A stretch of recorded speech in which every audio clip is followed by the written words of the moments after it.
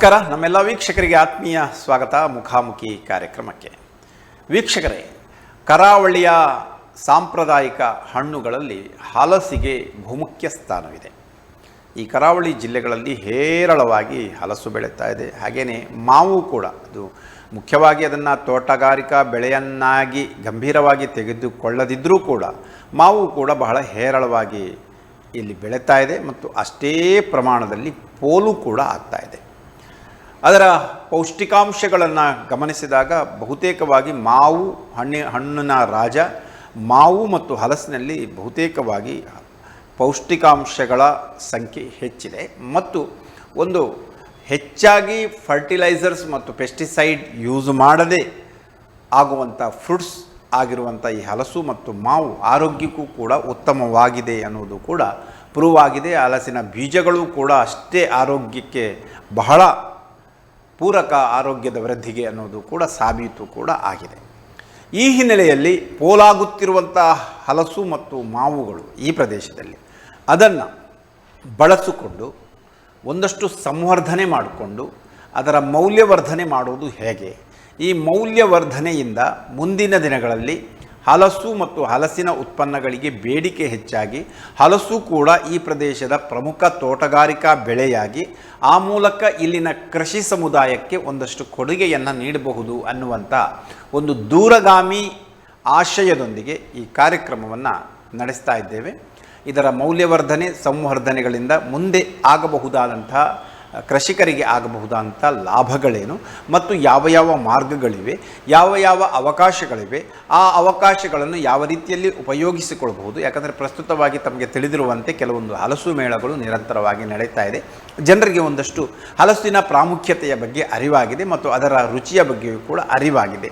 ಈ ಹಿನ್ನೆಲೆಯಲ್ಲಿ ಅದನ್ನು ವಿಸ್ತರಿಸುವಂಥ ಪ್ರಯತ್ನ ಕೃಷಿಕ ಸಮುದಾಯದ ಜೊತೆಗೆ ನಾಗರಿಕ ಸಮಾಜ ಒಟ್ಟಾಗಿ ನಿಂತು ಯಾವ ರೀತಿಯಲ್ಲಿ ಮಾಡಬೇಕು ಎನ್ನುವ ವಿಚಾರಗಳ ಬಗ್ಗೆ ಒಂದಷ್ಟು ಅಮೂಲ್ಯವಾದಂಥ ಮಾಹಿತಿ ಮತ್ತು ಸಂವರ್ಧನೆ ಮೌಲ್ಯವರ್ಧನೆಗಳನ್ನು ಮಾಡುವ ಸಲುವಾಗಿ ಏನೇನು ಉಪಕ್ರಮಗಳಾಗಬೇಕು ಎನ್ನುವ ವಿಚಾರದಲ್ಲಿ ಇಂದು ನಮ್ಮೊಂದಿಗಿದ್ದಾರೆ ಭಾರತೀಯ ಕಿಸಾನ್ ಸಂಘ ಉಡುಪಿ ಜಿಲ್ಲಾ ಪ್ರಧಾನ ಕಾರ್ಯದರ್ಶಿಯಾದಂಥ ಶ್ರೀಯುತ ಸತ್ಯನಾರಾಯಣ ಉಡುಪಾರವರು. ಅವರಿಗೆ ನಮ್ಮ ವಾಹಿನಿಯ ಪರವಾಗಿ, ವೀಕ್ಷಕ ಬಾಂಧವರ ಪರವಾಗಿ ಮತ್ತು ಸಮಸ್ತ ಕೃಷಿಕರ ಪರವಾಗಿ ಹೃತ್ಪೂರ್ವಕವಾದಂಥ ಪ್ರೀತಿಪೂರ್ವಕ ಸ್ವಾಗತ. ನಮಸ್ಕಾರ ಮಾನ್ಯ ಸತ್ಯನಾರಾಯಣ ಉಡುಪಾರವರಿಗೆ.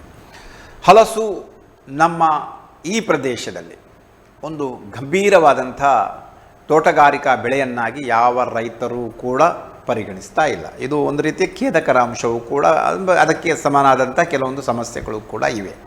ಆದರೆ ಇತ್ತೀಚಿನ ದಿನಗಳಲ್ಲಿ ಒಂದಷ್ಟು ಚೇತೋಹಾರಿಯಾದಂಥ ಕ್ರಮಗಳು ಆಗ್ತಾಯಿದೆ. ಈ ಚೇತೋಹಾರಿಯಾದಂಥ ಕ್ರಮಗಳು ಇಷ್ಟೇ ಸಾಕ, ಅದು ಸಾಲದು ಅನ್ನುವಂಥ ಭಾವನೆ ಬರ್ತಾ ಇದೆಯಾ? ಮತ್ತು ಮುಖ್ಯವಾಗಿ ಹಲಸಿನ ಬೆಳೆಯ ಸಂವರ್ಧನೆ ಮತ್ತು ಮೌಲ್ಯವರ್ಧನೆಗೆ ತತ್ಕ್ಷಣದಲ್ಲಿ ಮತ್ತು ಇನ್ನು ಮುಂದುವರಿದು ತೆಗೆದುಕೊಳ್ಬೇಕಾದಂಥ ಅವಕಾಶಗಳನ್ನು ಬಳಸಿಕೊಳ್ಬೇಕಾದಂಥ ಅವಕಾಶಗಳೇನು ಮತ್ತು ಏನೇನು ಕಾರ್ಯಕ್ರಮಗಳು ಆಗಬೇಕಾಗಿದೆ? ಖಂಡಿತವಾಗಿ ಇತ್ತೀಚೆಗೆ ಒಬ್ಬರು ರಾಜ್ಯ ಮಟ್ಟದ ಇಲಾಖೆ ಅಧಿಕಾರಿಗಳ ಜೊತೆ ಮಾತಾಡ್ತಾ ಇದ್ದಾಗ ಒಂದು ಮಾಹಿತಿ ಹೇಳಿದ್ರು. ಅವರು ಒಂದು ಅಂದಾಜಿನ ಅಂಕಿಅಂಶ ಹೇಳಿರುವಂಥದ್ದು, ಕರಾವಳಿ ಹಾಗೂ ಮಲೆನಾಡ ಜಿಲ್ಲೆಗಳಲ್ಲಿ ಒಂದು 7 ಜಿಲ್ಲೆ ಬರ್ತವೆ. ಹಾಸನ, ಕೊಡಗು, ಚಿಕ್ಕಮಗಳೂರು, ಶಿವಮೊಗ್ಗ, ಉತ್ತರ ಕನ್ನಡ, ಉಡುಪಿ, ದಕ್ಷಿಣ ಕನ್ನಡ, ಇದೊಂದು 7 ಜಿಲ್ಲೆಗಳಲ್ಲಿ ಈ ಮಲೆನಾಡಿನ ವಾತಾವರಣದಿಂದಾಗಿ ಪ್ರತಿ ಮನೆ ಸುತ್ತಮುತ್ತ ಹಲಸಿನ ಮರಗಳಿವೆ. ಒಟ್ಟು ಸುಮಾರು ಪ್ರತಿ ವರ್ಷ 100 ಕೋಟಿಗಿಂತಲೂ ಹೆಚ್ಚು ಮೌಲ್ಯದ ಹಲಸಿನ ಉತ್ಪನ್ನಗಳು ಹಾಳಾಗಿ ವೇಸ್ಟ್ ಆಗಿ ಹೋಗ್ತಾ ಇದೆ. ಅದನ್ನ ಮೌಲ್ಯವರ್ಧನೆ ಮಾಡಿ ಅದನ್ನ ಸಂಸ್ಕರಣೆ ಮಾಡಿ ನಮಗೆ ಮಾರುಕಟ್ಟೆ ಮಾಡಲಿಕ್ಕೆ ಆಗ್ತಾ ಇಲ್ಲ. ದೊಡ್ಡ ಪ್ರಮಾಣದಲ್ಲಿ ರೈತರು ಈ ಆದಾಯವನ್ನ ಕಳೆದುಕೊಳ್ತಿದ್ದಾರೆ ಅಂತ ಅವರೊಂದು ಅಭಿಪ್ರಾಯ ಹೇಳಿದ್ರು. ಅದಕ್ಕೆ ಅವರು ಉದಾಹರಣೆ ಕೊಡ್ತಾ ಹೇಳಿದ್ರು, ಫಿಲಿಪೈನ್ಸ್ ದೇಶದಲ್ಲಿ, ಒಂದು ಸಣ್ಣ ದೇಶ ಆದರೂ ಕೂಡ ಅಲ್ಲಿ ಮೌಲ್ಯವರ್ಧನೆ ಹಲಸಿನಲ್ಲಿ ಯಾವ ರೀತಿ ಮಾಡ್ತಾ ಇದ್ದಾರೆ ಅಂತಂದ್ರೆ, ಬಹುಶಃ ಒಂದು ಹಲಸಿನ ಮರದಲ್ಲಿ ಸುಮಾರು 20,000 ರಿಂದ 25,000 ರೂಪಾಯಿ ಅವರು ಪ್ರತಿ ಮರದಲ್ಲಿ ತೆಗಿಬಹುದು. ಒಂದು ಮರದಲ್ಲಿ. ಯಾಕಂದ್ರೆ ಅವರು ವಾರ್ಷಿಕವಾಗಿ ಅವ್ರು ಹೇಗೆ ಹೇಳ್ತಾರೆ ಕೇಳಿದ್ರೆ, ಅವರು ಎಲ್ಲ ಮರಗಳು ನಮ್ಮ ತರ ಒಟ್ರಾಶಿ ಮರಗಳಾಗಿರೋದಿಲ್ಲ, ಸೆಲೆಕ್ಟೆಡ್ ತಳಿಯ ಮರಗಳನ್ನ ಬೆಳೆಸ್ತಾರೆ. ಪ್ರಾರಂಭದಲ್ಲಿ ಸಣ್ಣ ಗುಜ್ಜೆಗಳು ಒಂದೊಂದು ಗೊಂಚಲಲ್ಲಿ 10-15 ಬಂದಾಗ ಅದರಲ್ಲಿ ಸಣ್ಣ ಗುಜ್ಜೆಗಳನ್ನ ಕಟ್ ಮಾಡಿ ಅದನ್ನ ರೆಡಿ ಟು ಕುಕ್, ಪಲ್ಯಕ್ಕೆ, ಸಾಂಬಾರಿಗೆ ಬೇಕಾದ ರೀತಿಯಲ್ಲಿ ರೆಡಿ ಟು ಕುಕ್ ಮಾಡಿ ಅದನ್ನ ಪ್ಯಾಕ್ ಮಾಡಿ ಕೋಲ್ಡ್ ಚೈನ್ ನಲ್ಲಿ ಮಾರುಕಟ್ಟೆಗೆ ತಲುಪಿಸ್ತಾರೆ. ಅದು ತರಕಾರಿಯ ಮೌಲ್ಯಕ್ಕಿಂತ ಜಾಸ್ತಿ ಬೆಲೆ ಸಿಗ್ತದೆ, ಯಾಕಂದ್ರೆ ರೆಡಿ ಆಗಿರ್ತದೆ ಆಹಾರ ಪದಾರ್ಥ ಮಾಡ್ಲಿಕ್ಕೆ. ಸುಮಾರು 80 ರಿಂದ 100 ರೂಪಾಯಿ ನಮ್ಮಲ್ಲಿ ಒಂದು ಕೆಜಿಗೆ ಸಿಗ್ಬೋದು. ಯಾಕಂದ್ರೆ ಈ ಮಳೆಗಾಲ ದಿನಗಳಲ್ಲಿ ತರಕಾರಿ ಬೆಲೆ ಕೂಡ 100, 120, 150 ರೂಪಾಯಿಗೆ ಹೋದಾಗ ಈ ಹಲಸಿನ ಗುಜ್ಜೆಯನ್ನು ರೆಡಿ ಟು ಕುಕ್ ಮಾಡಿ ಕೊಟ್ರೆ ಸುಮಾರು 80 ರಿಂದ 100 ರೂಪಾಯಿಗೆ ಆರಾಮವಾಗಿ ಗ್ರಾಹಕರು ತಗೊಳ್ಳಿಕ್ಕೆ ತಯಾರಿರ್ತಾರೆ. ಇದು ಒಂದು ವಿಧಾನ. ಆದ್ರೆ ಈ ನಾವೇನು ಅದರ ಸಿಪ್ಪೆ ಹೇಳ್ತೀವಿ ಅಥವಾ ಚಾರೆ ಅಂತ ಹೇಳ್ತೀವಿ, ಅದನ್ನ ಆ ದೇಶದಲ್ಲಿ ಕ್ಯಾಟಲ್ ಫೀಡ್ಗಳಿಗೆ ಫಾಡರ್ ಆಗಿ ಅದನ್ನು ಉಪಯೋಗಿಸ್ತಾರೆ. ಅದನ್ನ ಡ್ರೈ ಮಾಡಿ ಪೌಡರ್ ಮಾಡಿ ಈ ಕ್ಯಾಟಲ್ ಫೀಡ್ಗಳ ಜೊತೆಗೆ ಒಂದು ಉತ್ತಮವಾದ ಪ್ರಾಣಿಗಳಿಗೆ ನ್ಯೂಟ್ರಿಷನ್ ಆಹಾರ ಅಂತ ಹೇಳ್ತಾರೆ. ಅದು ಸುಮಾರು 20 ರೂಪಾಯಿವರೆಗೆ ಕೆಜಿಗೆ ಅದಕ್ಕೆ ಸಿಗ್ತದೆ ಅಂತ ಹೇಳ್ತಾರೆ. ಆನಂತರ ಈ ನಾವು ಬೀಜ ಏನ್ ಹೇಳ್ತೀವಿ, ದಾನಿ ಬೀಜ ಅಥವಾ ಹಲಸಿನ ಬೀಜ ಹೇಳ್ತೀವಲ್ಲ, ಇದು ಅತಿ ಹೆಚ್ಚು ಪ್ರೋಟೀನ್ ಇರುವಂತ ಒಂದು ದೊಡ್ಡ ಪದಾರ್ಥ. ಆದ್ರಿಂದ ಪ್ರೋಟೀನ್ ಪೌಡರ್ಗಳ ಜೊತೆಗೆ ಸುಮಾರು 20 ರಿಂದ 30% ಇದನ್ನ ಮಿಕ್ಸ್ ಮಾಡ್ತಾರೆ. ಇದು ಕೆಜಿಗೆ 100 ರಿಂದ 150 ರೂಪಾಯಿಗೆ ಈ ಬೀಜಗಳನ್ನ ಮಾರಾಟ ಆಗ್ತದೆ. ಅದರ ಜೊತೆಗೆ ಅದರ ಮೌಲ್ಯವರ್ಧನೆಯಲ್ಲಿ ಅದನ್ನ ಬೇಯಿಸಿ ಮಾರಾಟ ಮಾಡೋದು, ಫ್ರೈ ಮಾಡಿ ಪ್ಯಾಕ್ ಮಾಡಿ ಮಾರಾಟ ಮಾಡೋದು, ಈ ತರದ ಮೌಲ್ಯವರ್ಧನೆಗಳಿಗೆ ಅವಕಾಶ ಇದೆ. ಸೊಳೆಗಳನ್ನ ಹಣ್ಣಾಗಿ ಪ್ಯಾಕ್ ಮಾಡಿ ಕೊಡ್ತಾರೆ, ಸೊಳೆ ಬಿಡಿಸಿ ಕೊಡ್ತಾರೆ. ಆದ ರೀತಿಯಲ್ಲಿ ಬೇರೆ ಬೇರೆ ರೀತಿಯಲ್ಲಿ ಚಿಪ್ಸ್ಗಳನ್ನು ಮಾಡೋದು ಅಥವಾ ಬೇರೆ ಮೌಲ್ಯವರ್ಧನೆಗಳು, ಕಾಯಿಯ ಸೊಳೆಗಳನ್ನು ಉಪ್ಪಿನಲ್ಲಿ ಹಾಕಿ ಮಾರಾಟ ಮಾಡೋದು, ಈ ತರದ ಪ್ಯಾಕಿಂಗ್ ಪದ್ಧತಿಗಳು ಅಲ್ಲಿ ಫಿಲಿಪೈನ್ಸ್ ದೇಶದಲ್ಲಿ ದೊಡ್ಡ ಪ್ರಮಾಣದಲ್ಲಿ ನಡೀತಾ ಇರೋದ್ರಿಂದ ಒಂದು ಹಲಸಿನ ಮರದಲ್ಲಿ ಸಾಧಾರಣ ಒಂದು 30-40 ಕಾಯಿಗಳು ಪ್ರಾರಂಭದಲ್ಲಿ ಬಂದರೂ ಕೂಡ ಅದ್ರಲ್ಲಿ ಒಂದು 15-20 ಸಣ್ಣ ಗುಜ್ಜೆಗಳನ್ನು ಕಟ್ ಮಾಡಿ ವೆಜಿಟೇಬಲ್ಸ್ ಆಗಿ ಕೊಟ್ಟು ಉಳಿದದ್ದನ್ನ ಚೆನ್ನಾಗಿ ಒಂದೊಂದು ಗೊಂಚಲಲ್ಲಿ 8-10 ಇದ್ದದನ್ನ 3ಕ್ಕೆ ಇಳಿಸಿದ್ರೆ ಸುಮಾರು 20 ರಿಂದ 20 ಕೆಜಿ 25 ಕೆಜಿ ತೂಕ ಬರುವಂತ ಹಲಸಿನ ಕಾಯಿಗಳು ಸಿಗ್ತವೆ ಒಳ್ಳೆ ಗುಣಮಟ್ಟದ್ದು. ಆಗ ನಿಮ್ಗೆ ಅವರೇಜ್ ಒಂದು ತರಕಾರಿ ರೇಟ್ ನಲ್ಲಿ ಒಂದು 50 ರೂಪಾಯಿ ಕೆಜಿ ಅಂತ ಹಿಡ್ಕೊಂಡ್ರು ಕೂಡ ಎಲ್ಲದಕ್ಕೂ ಒಟ್ಟಾಗಿ ನಿಮ್ಗೆ ಒಂದು ಹಲಸಿನ ಕಾಯಿಗೆ ಒಂದು 15 ಕೆಜಿ ಇಟ್ಕೊಂಡ್ರು ಕೂಡ ಒಂದು 400 ರಿಂದ 500 ರೂಪಾಯಿ ಮೇಲೆ ಅವರಿಗೆ ಒಂದು ಹಲಸಿನಕಾಯಿ ರೈತರಿಗೆ ಸಿಗ್ತದೆ. ಆ ತರದ ಒಂದು 20-30 ಹಲಸಿನಕಾಯಿ ಒಂದು ಮರದಲ್ಲಿ ಅವರೇಜ್ ಬಿಟ್ರೆ ನಿಮ್ಗೆ ಎಷ್ಟು ಸಿಗ್ತದೆ ಅಂತ ಅವ್ರು ಲೆಕ್ಕ ಹೇಳಿದ್ರು ನನಗೆ. ಆ ರೀತಿಯಲ್ಲಿ 1 ಎಕರೆಗೆ ಈ ತೆಂಗಿನ ಮರಕ್ಕಿಂತ ಸ್ವಲ್ಪ ಜಾಗ ಜಾಸ್ತಿ ಇಟ್ಕೊಂಡು ಹಾಕಿದ್ರು ಕೂಡ ಒಂದು 25 ರಿಂದ 30 ಮರಗಳನ್ನು ಹಾಕ್ಬೋದು. 30 ಮರಕ್ಕೆ 1 ಎಕರೆಗೆ 4 ರಿಂದ 5 ಲಕ್ಷ ಮಿನಿಮಮ್ ನಿಮ್ದು ದೊಡ್ಡ ಖರ್ಚಿಲ್ಲದೆ ನಿಮ್ಗೆ ಹಲಸನ್ನ ಬೆಳಿಲಿಕ್ಕೆ ಸಾಧ್ಯ.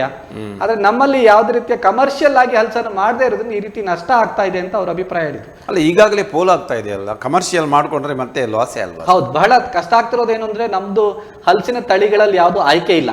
ನಮ್ಮಲ್ಲಿ ಈಗ ನನ್ನ ಹತ್ರ ತಗೊಂಡ್ರೆ ಸುಮಾರು 40 ಹಲಸಿನ ಮರಗಳಿವೆ. ಅದ್ರಲ್ಲಿ ಒಂದು 20-25 ಹಲಸಿನ ಮರದಲ್ಲಿ ಕಾಯಿ ಬಿಡ್ತಾ ಇದೆ.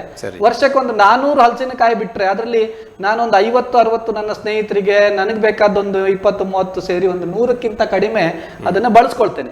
ಉಳಿದದ್ದು ಸಂಪೂರ್ಣವಾಗಿ ಅದು ಕೊಳೆತು ಹಾಳಾಗೋದಿರ್ಬೋದು, ಅಥವಾ ಈ ಮಳೆಗಾಲದ 2 ತಿಂಗಳು ಮಂಗಗಳಿಗೆ ಅದು ಕಾಯಂ ಸ್ಥಾನ. ಯಾಕಂದ್ರೆ ಅವುಗಳಿಗೆ ಆಹಾರ ಅಲ್ಲಿಯೇ ಸಿಗ್ತಾ ಇದೆ. ಕಾಡು ಪ್ರಾಣಿಗಳು, ಮಂಗಗಳು ಅವುಗಳೇ ತಿಂದು ಹೋಗ್ತಾ ಇದೆ. ಇದನ್ನ ಮೌಲ್ಯವರ್ಧನೆ ಮಾಡ್ಲಿಕ್ಕೆ ನಮ್ಗೆ ಯಾರಿಗೂ ಅದು ಸಾಧ್ಯ ಆಗ್ತಾ ಇಲ್ಲ. ಅಂದ್ರೆ ಅವಕಾಶಗಳು ಇಲ್ಲ.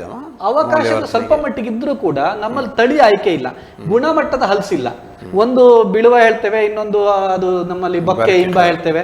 ಆ ತರದ ಅದ್ರಲ್ಲ ಆಯ್ಕೆ ಇಲ್ಲ. ಹಣ್ಣಿನ ಗುಣಮಟ್ಟದಲ್ಲೂ ಕೂಡ ಒಂದೇ ರೀತಿಯ ರುಚಿ ಕೊಡುವಂತ ಹಣ್ಣಿನ ಮರಗಳಿಲ್ಲ. ಒಂದು ಮರ ಒಳ್ಳೆ ರುಚಿ ಕೊಟ್ರೆ ಇನ್ನೊಂದು ಮರ ಅದು ಸಪ್ಪೆ ಇರ್ತದೆ. ಮಳೆಗಾಲದಲ್ಲಿ ನಮ್ದು ಹಲಸಿನಕಾಯಿಗಳು ಬರ್ತಾ ಇರೋದ್ರಿಂದ ಈ ಹಲಸಿನ ಕಾಯಿಗಳು ಮಳೆಗಾಲದಲ್ಲಿ ಅದು ಸಪ್ಪೆ ಆಗ್ತವೆ, ಗುಣಮಟ್ಟ ಇರೋದಿಲ್ಲ. ಈ ಎಲ್ಲ ಕಾರಣಕ್ಕೆ ನಮ್ಗೆ ಅದನ್ನ ಮೌಲ್ಯವರ್ಧನೆ ಕಡೆಗೆ ನಮ್ಗೆ ಚಿಂತನೆ ಮಾಡ್ಲಿಕ್ಕೆ ಆಗ್ತಾ ಇಲ್ಲ. ಬಟ್ ಮೌಲ್ಯವರ್ಧನೆ ಮಾಡ್ಬೇಕಿದ್ರೆ ಏನೇನು ಆಗ್ಬೇಕು? ಬಹುಶಃ ಹಲಸು ಮಂಡಳಿಯ ಮೂಲಕ ಮಂಡಳಿ ಅಂತ ಯಾವ್ದು ಮಂಡಳಿ ಇಲ್ಲ. ಈ ತರದ ಒಂದು ಏನಾದ್ರೂ ಒಂದು ಮಂಡಳಿ ಅಥವಾ ಆಯೋಗ ಏನಾದ್ರೂ ಒಂದು ಸರ್ಕಾರದ ಮಟ್ಟದಲ್ಲಿ ಆಗ್ಬೇಕು. ಅದರ ಜೊತೆಗೆ ಹಳ್ಳಿಗಳಲ್ಲಿ ಹಲಸು ಬೆಳೆಗಾರರಿಗೆ ಮೌಲ್ಯವರ್ಧನೆಯ ತಾಂತ್ರಿಕತೆಯನ್ನ ತಿಳಿಸಿ ಹೇಳಿ ಸಣ್ಣ ಸಣ್ಣ ಮೌಲ್ಯವರ್ಧನೆ ಯಂತ್ರೋಪಕರಣಗಳನ್ನ ಅವರಿಗೆ ಜೋಡಿಸ್ಕೊಡುವಂತ ವ್ಯವಸ್ಥೆಗಳಾಗಿದೆ. ಅಲ್ಲಿ ಮೌಲ್ಯವರ್ಧನೆಗಳಾಗ್ತದೆ. ಒಂದೇ ಗುಣಮಟ್ಟವನ್ನ ಇಟ್ಕೊಳ್ಳೋ ದೃಷ್ಟಿನಲ್ಲಿ ಅವ್ರಿಗೆ ತರಬೇತಿಗಳಾಗಬೇಕು. ಪ್ರತಿ ಹಳ್ಳಿಗಳಿಂದ ಒಂದು ಸೊಸೈಟಿ ರೂಪದಲ್ಲೋ ಯಾವುದೋ ಒಂದು ರೂಪದಲ್ಲಿ ಅದನ್ನ ಸಂಗ್ರಹಿಸಿ ಕ್ರೋಢೀಕರಿಸಿ ಒಂದು ಬ್ರ್ಯಾಂಡ್ ಮೂಲಕ ಅದನ್ನ ಮಾರುಕಟ್ಟೆ ಮಾಡುವಂತ ಪ್ರಯತ್ನಗಳಾದ್ರೆ ಬಹುಶಃ ನನ್ಗನ್ಸುತ್ತೆ ಈ ತರದ ಒಂದು ರೈತರಿಗೂ ಒಂದು ನಂಬಿಕೆ ಬರ್ತದೆ. ಯಾಕಂದ್ರೆ ಬೆಳೆಯೋ ರೈತನಿಗೆ ಅದನ್ನ ಮೌಲ್ಯವರ್ಧನೆ ಮಾಡ್ಬೋದು, ಬಿಟ್ರೆ ಮಾರುಕಟ್ಟೆ ಮಾಡ್ಲಿಕ್ಕೆ ಅವನಿಗೆ ಗೊತ್ತಿಲ್ಲ. ಮಾರುಕಟ್ಟೆ ಮಾಡುವವರಿಗೆ ಅದು ಎಲ್ಲಿ ಬೆಳೀತಾ ಇದೆ, ಅದು ಅವನಿಗೆ ಸಮಸ್ಯೆಗಳೇನು, ಅವನ ಸವಾಲುಗಳೇನು ಅಂತ ಇವ್ರಿಗೆ ಯೋಚನೆ ಮಾಡೋ. ಅದಕ್ಕಿಂತಲೂ ಮುಖ್ಯವಾಗಿ ಹಲಸಿನಲ್ಲಿ ಅವನಿಗೆ ಯಾವುದೇ ನಿರೀಕ್ಷೆಗಳು ಕೂಡ ಇಲ್ಲ.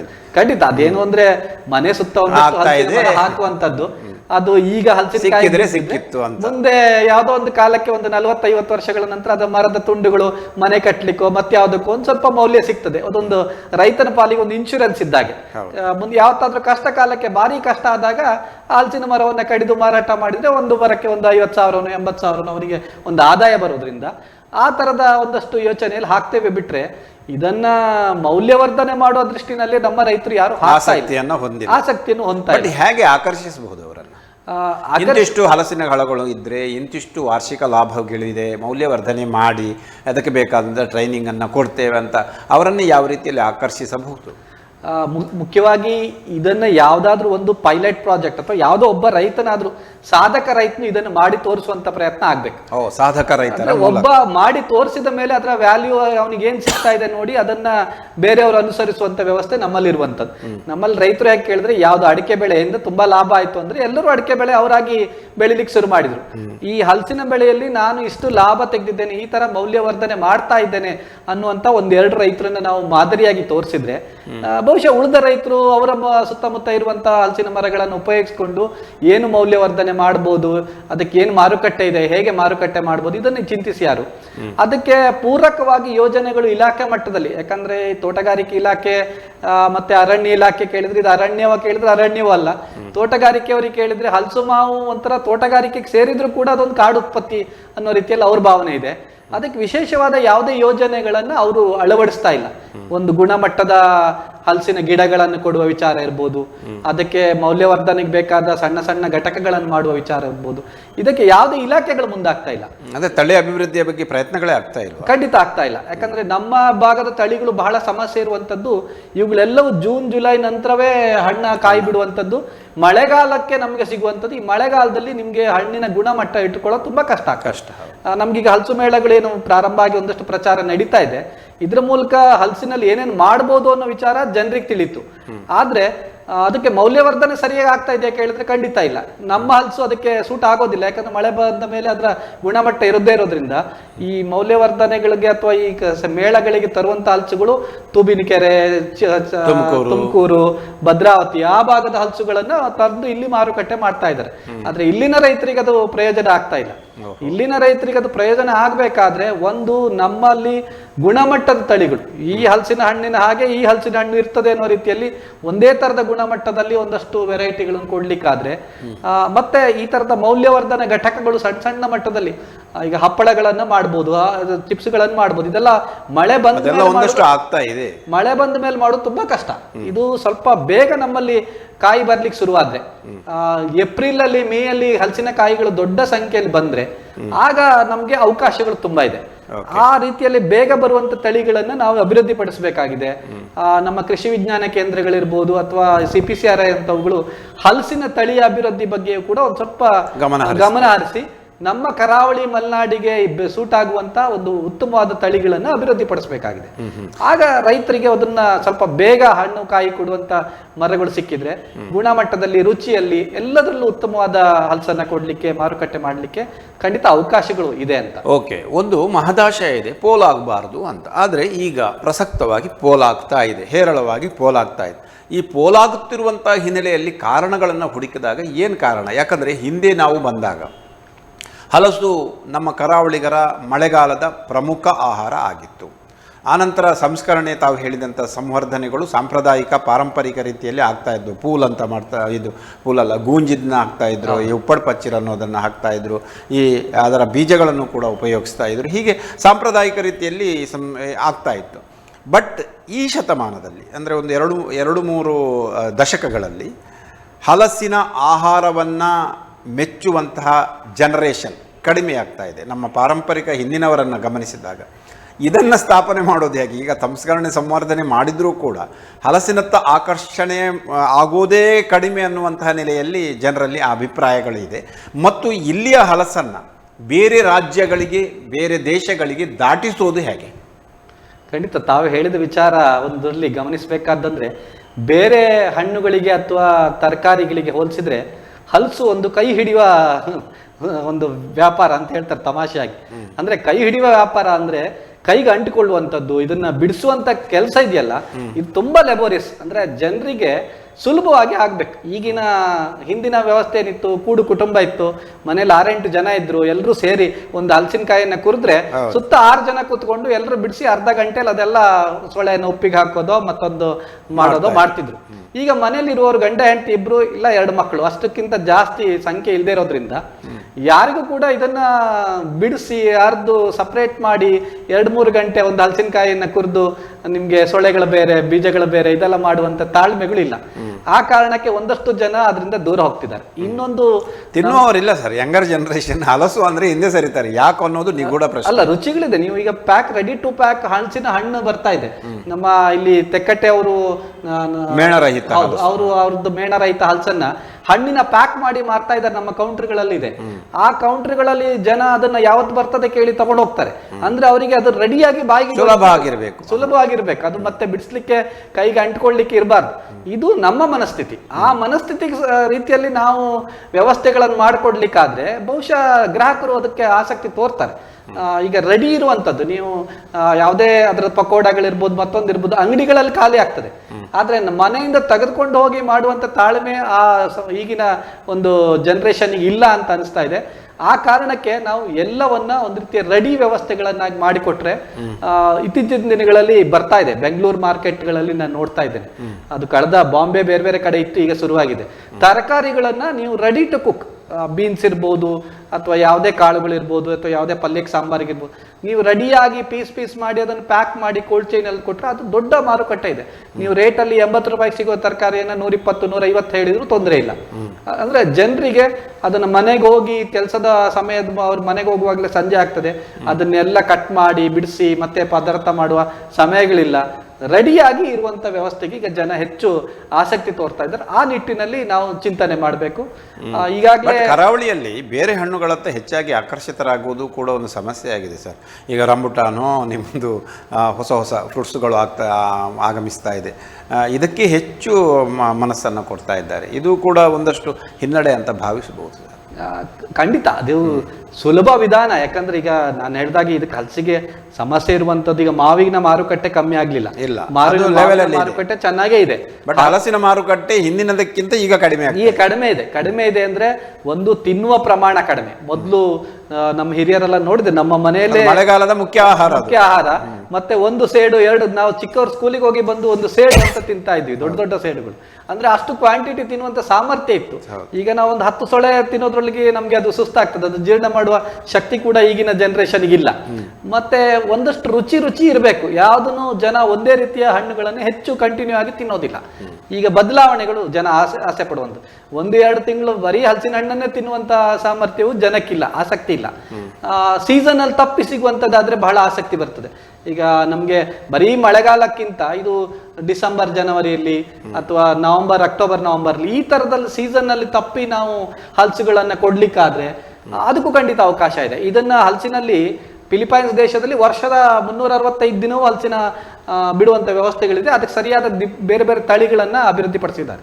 ಸೊ ನಾವು ಅದನ್ನ ಅಂತಹ ಯೋಚನೆಗಳನ್ನು ಮಾಡಲಿಲ್ಲ. ವರ್ಷದ ಎಲ್ಲಾ ಸೀಸನ್ಗಳಲ್ಲೂ ಹಣ್ಣು ಸಿಗ್ಬೇಕು. ಸ್ವಲ್ಪ ಒಂದೊಂದು ಸೀಸನ್ ಅಲ್ಲಿ ಅದ ಆಕಾಂಕ್ಷೆ ಇದ್ದಾಗ ತಗೊಳ್ತಾರೆ. ಆದ್ರೆ ಒಂದೇ ಸೀಸನ್ ಅಂದಾಗ ಈ ಮಳೆಗಾಲದಲ್ಲಿ ಶಾರ್ಟ್ ಟೈಮ್ ಅಲ್ಲಿ ತುಂಬಾ ಬೆಳೆ ಬರ್ತದೆ. ಈಗ ಡ್ರ್ಯಾಗನ್ ಫ್ರೂಟ್ ಬರ್ತದೆ ಇದೇ ಟೈಮ್ ಅಲ್ಲಿ, ರಂಬುಟಾನ್ ಬರ್ತದೆ ಮಳೆಗಾಲದಲ್ಲಿ, ಮಾವು ಬರ್ತದೆ, ಹಲಸು ಬರ್ತದೆ. ಬೇರೆ ಬೇರೆ ಹಣ್ಣುಗಳು ಹೆಚ್ಚು ಪ್ರಮಾಣದಲ್ಲಿ ಒಂದೇ ಸೀಸನ್ ಅಲ್ಲಿ ಬರುವಾಗ ಸುಲಭವಾಗಿ ಸಣ್ಣದು ರುಚಿಕರವಾಗಿ ಇರುವಂತದ್ದನ್ನು ಹೆಚ್ಚು ಜನರು ಆಕರ್ಷಿತರಾಗ್ತಾ ಇದ್ದಾರೆ. ಆದ್ರೆ ಈ ರೆಡಿ ಟು ಈಟ್ ಅಂದ್ರೆ ತಿನ್ನೋದಕ್ಕೆ ರೆಡಿಯಾದ ಹಣ್ಣಿನ ವ್ಯವಸ್ಥೆ ಸಿಕ್ಕಿದ್ರೆ ಬಹುಶಃ ನಮ್ಮಲ್ಲೂ ಜನರು ಅದರ ಕಡೆಗೆ ಹೆಚ್ಚು ಆಸಕ್ತಿ ತೋರ್ಬೋದು ಅನ್ಸುತ್ತೆ. ಉಪ ಉತ್ಪನ್ನಗಳು ಮತ್ತು ಆಹಾರಗಳ ಉತ್ಪಾದನೆ ಹಲಸಿನ ಇಂತಿಷ್ಟು ಸಾಕೆ ಅಥವಾ ಇನ್ನೂ ಹೆಚ್ಚಿಸಬೇಕಾ? ಯಾಕಂದರೆ ಈಗ ಆರಂಭವಾಗಿದೆ ಹಲಸಿನ ಹೋಳಿಗೆಗಳು, ಐಸ್ ಕ್ರೀಮ್ಗಳು, ಹಲಸಿನ ಮಂಚೂರಿಯನ್ಗಳು, ಇಂಥದ್ದೆಲ್ಲ ಆರಂಭವಾಗಿದೆ. ಇನ್ನೂ ಅದು ಹೆಚ್ಚಾಗಬೇಕು ಅಂತ ಹೇಳ್ತೀರಾ? ಮತ್ತು ಅದು ಬೇರೆ ಜಿಲ್ಲೆಗಳಿಗೆ ಮತ್ತು ಬೇರೆ ರಾಜ್ಯಕ್ಕೆ ಕೂಡ ಅದು ಪರಿಚಯ ಆಗಬೇಕಲ್ಲ ಸರ್? ಹಲಸಿನ ಪರಿಚಯ ಆಗಲಿಲ್ಲ, ಇದು ಕೂಡ ಒಂದು ದೊಡ್ಡ ಪ್ರಮಾದ ಆಗಿದೆ. ನೀವು ಹೇಳ್ತಾ ಇರುವಂತ ಬಹುಮುಖ್ಯ ವಿಚಾರ ಅಂದ್ರೆ ಹಲಸು ಅನ್ನೋದು ಈ ಮಲೆನಾಡು ಕರಾವಳಿಗೆ ಬಿಟ್ರೆ ಪರಿಚಯವೇ ಗೊತ್ತಿಲ್ಲ. ಬೆಂಗಳೂರು ಅಲ್ಲಿ ಇಲ್ಲಿ ಕೆಲವು ಇದರಲ್ಲಿ ಪ್ರಮುಖ ಸ್ವಲ್ಪ ಮಟ್ಟಿಗೆ ಹಲಸು ಸಿಗ್ತದೆ ಕೆಲವು ಸೀಸನ್ ಅಲ್ಲಿ. ಆದ್ರೆ ಉತ್ತರ ಭಾರತ, ನೀವು ಆಗ್ಲೇ ಹೇಳ್ತಾ ಇದ್ದು, ಉತ್ತರ ಭಾರತದ ಮಾರುಕಟ್ಟೆಗೆ ಇದು ತಲುಪಲಿಲ್ಲ. ನಮ್ಮ ದೇಶದ ಒಳಗಡೆ ದೊಡ್ಡ ಮಾರುಕಟ್ಟೆ ವ್ಯವಸ್ಥೆಯನ್ನ ನಾವು ರೆಡಿ ಮಾಡ್ಲಿಕ್ಕೆ, ಪರಿಚಯಿಸ್ಲಿಕ್ಕೆ ದೊಡ್ಡ ಸಾಧ್ಯತೆಗಳಿವೆ. ಇದನ್ನ ಬಿಟ್ಟು ಬೇರೆ ದೇಶಗಳಿಗೆ, ಈಗ ಅಮೆರಿಕದಂತ ದೇಶಗಳಿಗೆ ದೊಡ್ಡ ಪ್ರಮಾಣದಲ್ಲಿ ಫಿಲಿಪೈನ್ಸ್ ಇಂದ ಎಕ್ಸ್ಪೋರ್ಟ್ ಆಗ್ತಾ ಇದೆ. ಅಂತ ದೇಶಗಳಲ್ದಿದ್ರು ಕೂಡ ನಮ್ಮ ಸುತ್ತಮುತ್ತಲ ಕೆಲವು ದೇಶಗಳಿರ್ಬೋದು, ಈ ಯುರೋಪ್ ಕಂಟ್ರಿಗಳಿಗಿರ್ಬೋದು, ಇವುಗಳಿಗೆಲ್ಲ ದೊಡ್ಡ ಪ್ರಮಾಣದಲ್ಲಿ ಕಳಿಸ್ಲಿಕ್ಕೆ ಸಾಧ್ಯ. ಆಫ್ರಿಕನ್ ದೇಶಗಳಲ್ಲಿ ಸ್ವಲ್ಪ ಹಲಸು ಈಗಲೂ ಇದೆ, ಅಲ್ಲೂ ಬೆಳೀತಾರೆ. ಈ ಭೂಮಧ್ಯ ರೇಖೆಯ ಹತ್ರ ಇರುವಂತಹ ದೇಶಗಳಲ್ಲಿ ಹಲಸಿನ ಬೆಳೆ ಇದ್ದೇ ಇದೆ ಸಹಜವಾಗಿ. ಭಾರತ, ಶ್ರೀಲಂಕಾ ಈ ಥರದ ದೇಶಗಳಿರ್ಬೋದು ಅಥವಾ ಆಫ್ರಿಕನ್ ದೇಶಗಳಿರ್ಬೋದು, ಅಲ್ಲಿ ಹಲಸನ್ನ ಅಲ್ಲಲ್ಲಿ ಬೇರೆ ಬೇರೆ ಕಡೆಗಳಲ್ಲಿ ಬೆಳೀತಾ ಇದೆ. ಆದರೆ ಯುರೋಪ್ ಖಂಡಗಳಲ್ಲಿ, ಅರಬ್ ಕಂಟ್ರಿಗಳಲ್ಲಿ ಇವುಗಳನ್ನು ಬೆಳೆಯೋದಾಗ್ಲಿ ಅಥವಾ ಅಲ್ಲಿನ ಮಾರುಕಟ್ಟೆಗೆ ಇನ್ನೂ ದೊಡ್ಡ ಪ್ರಮಾಣದಲ್ಲಿ ಎಂಟರ್ ಆಗಿಲ್ಲ. ಈ ಹಲಸಿನ ಕಾಯಿಯನ್ನ ಮಾರಾಟ ಮಾಡಿ ಕಳಿಸಿ ಅಲ್ಲಿ ಅವರು ಬಿಡಿಸ್ಕೊಂಡು ತಿನ್ನುವಂತ ಇದಕ್ಕೆ ಅವರು ಸಂವರ್ಧನೆ ಸಂಸ್ಕರಣೆ ಮಾಡಬೇಕು. ನಾವು ಸಂಸ್ಕರಣೆ ಈಗ ನಮ್ಗೆ ಮರ್ತೋಗಿತ್ತು. ಈಗ ಹಲಸು ಮೇಳಗಳಲ್ಲಿ ಸ್ವಲ್ಪ ಕೆಲವುದನ್ನು ನೆನ್ಪು ಮಾಡ್ಕೊಡ್ತಾ ಇದ್ರು. ಸೊಳೆಗಳನ್ನು ಉಪ್ಪಿಗೆ ಹಾಕೋ ಸಿಸ್ಟಮ್ ನಮ್ಮ ಹಿಂದಿನ ಅವರು ಮಾಡ್ತಾ ಇದ್ರು. ಆದ್ರೆ ಕಳೆದ ಒಂದು ದಶಕಗಳಿಂದ ಅದೆಲ್ಲ ಸಂಪೂರ್ಣವಾಗಿ ಕೈ ಬಿಟ್ಟು ಹೋಗಿತ್ತು.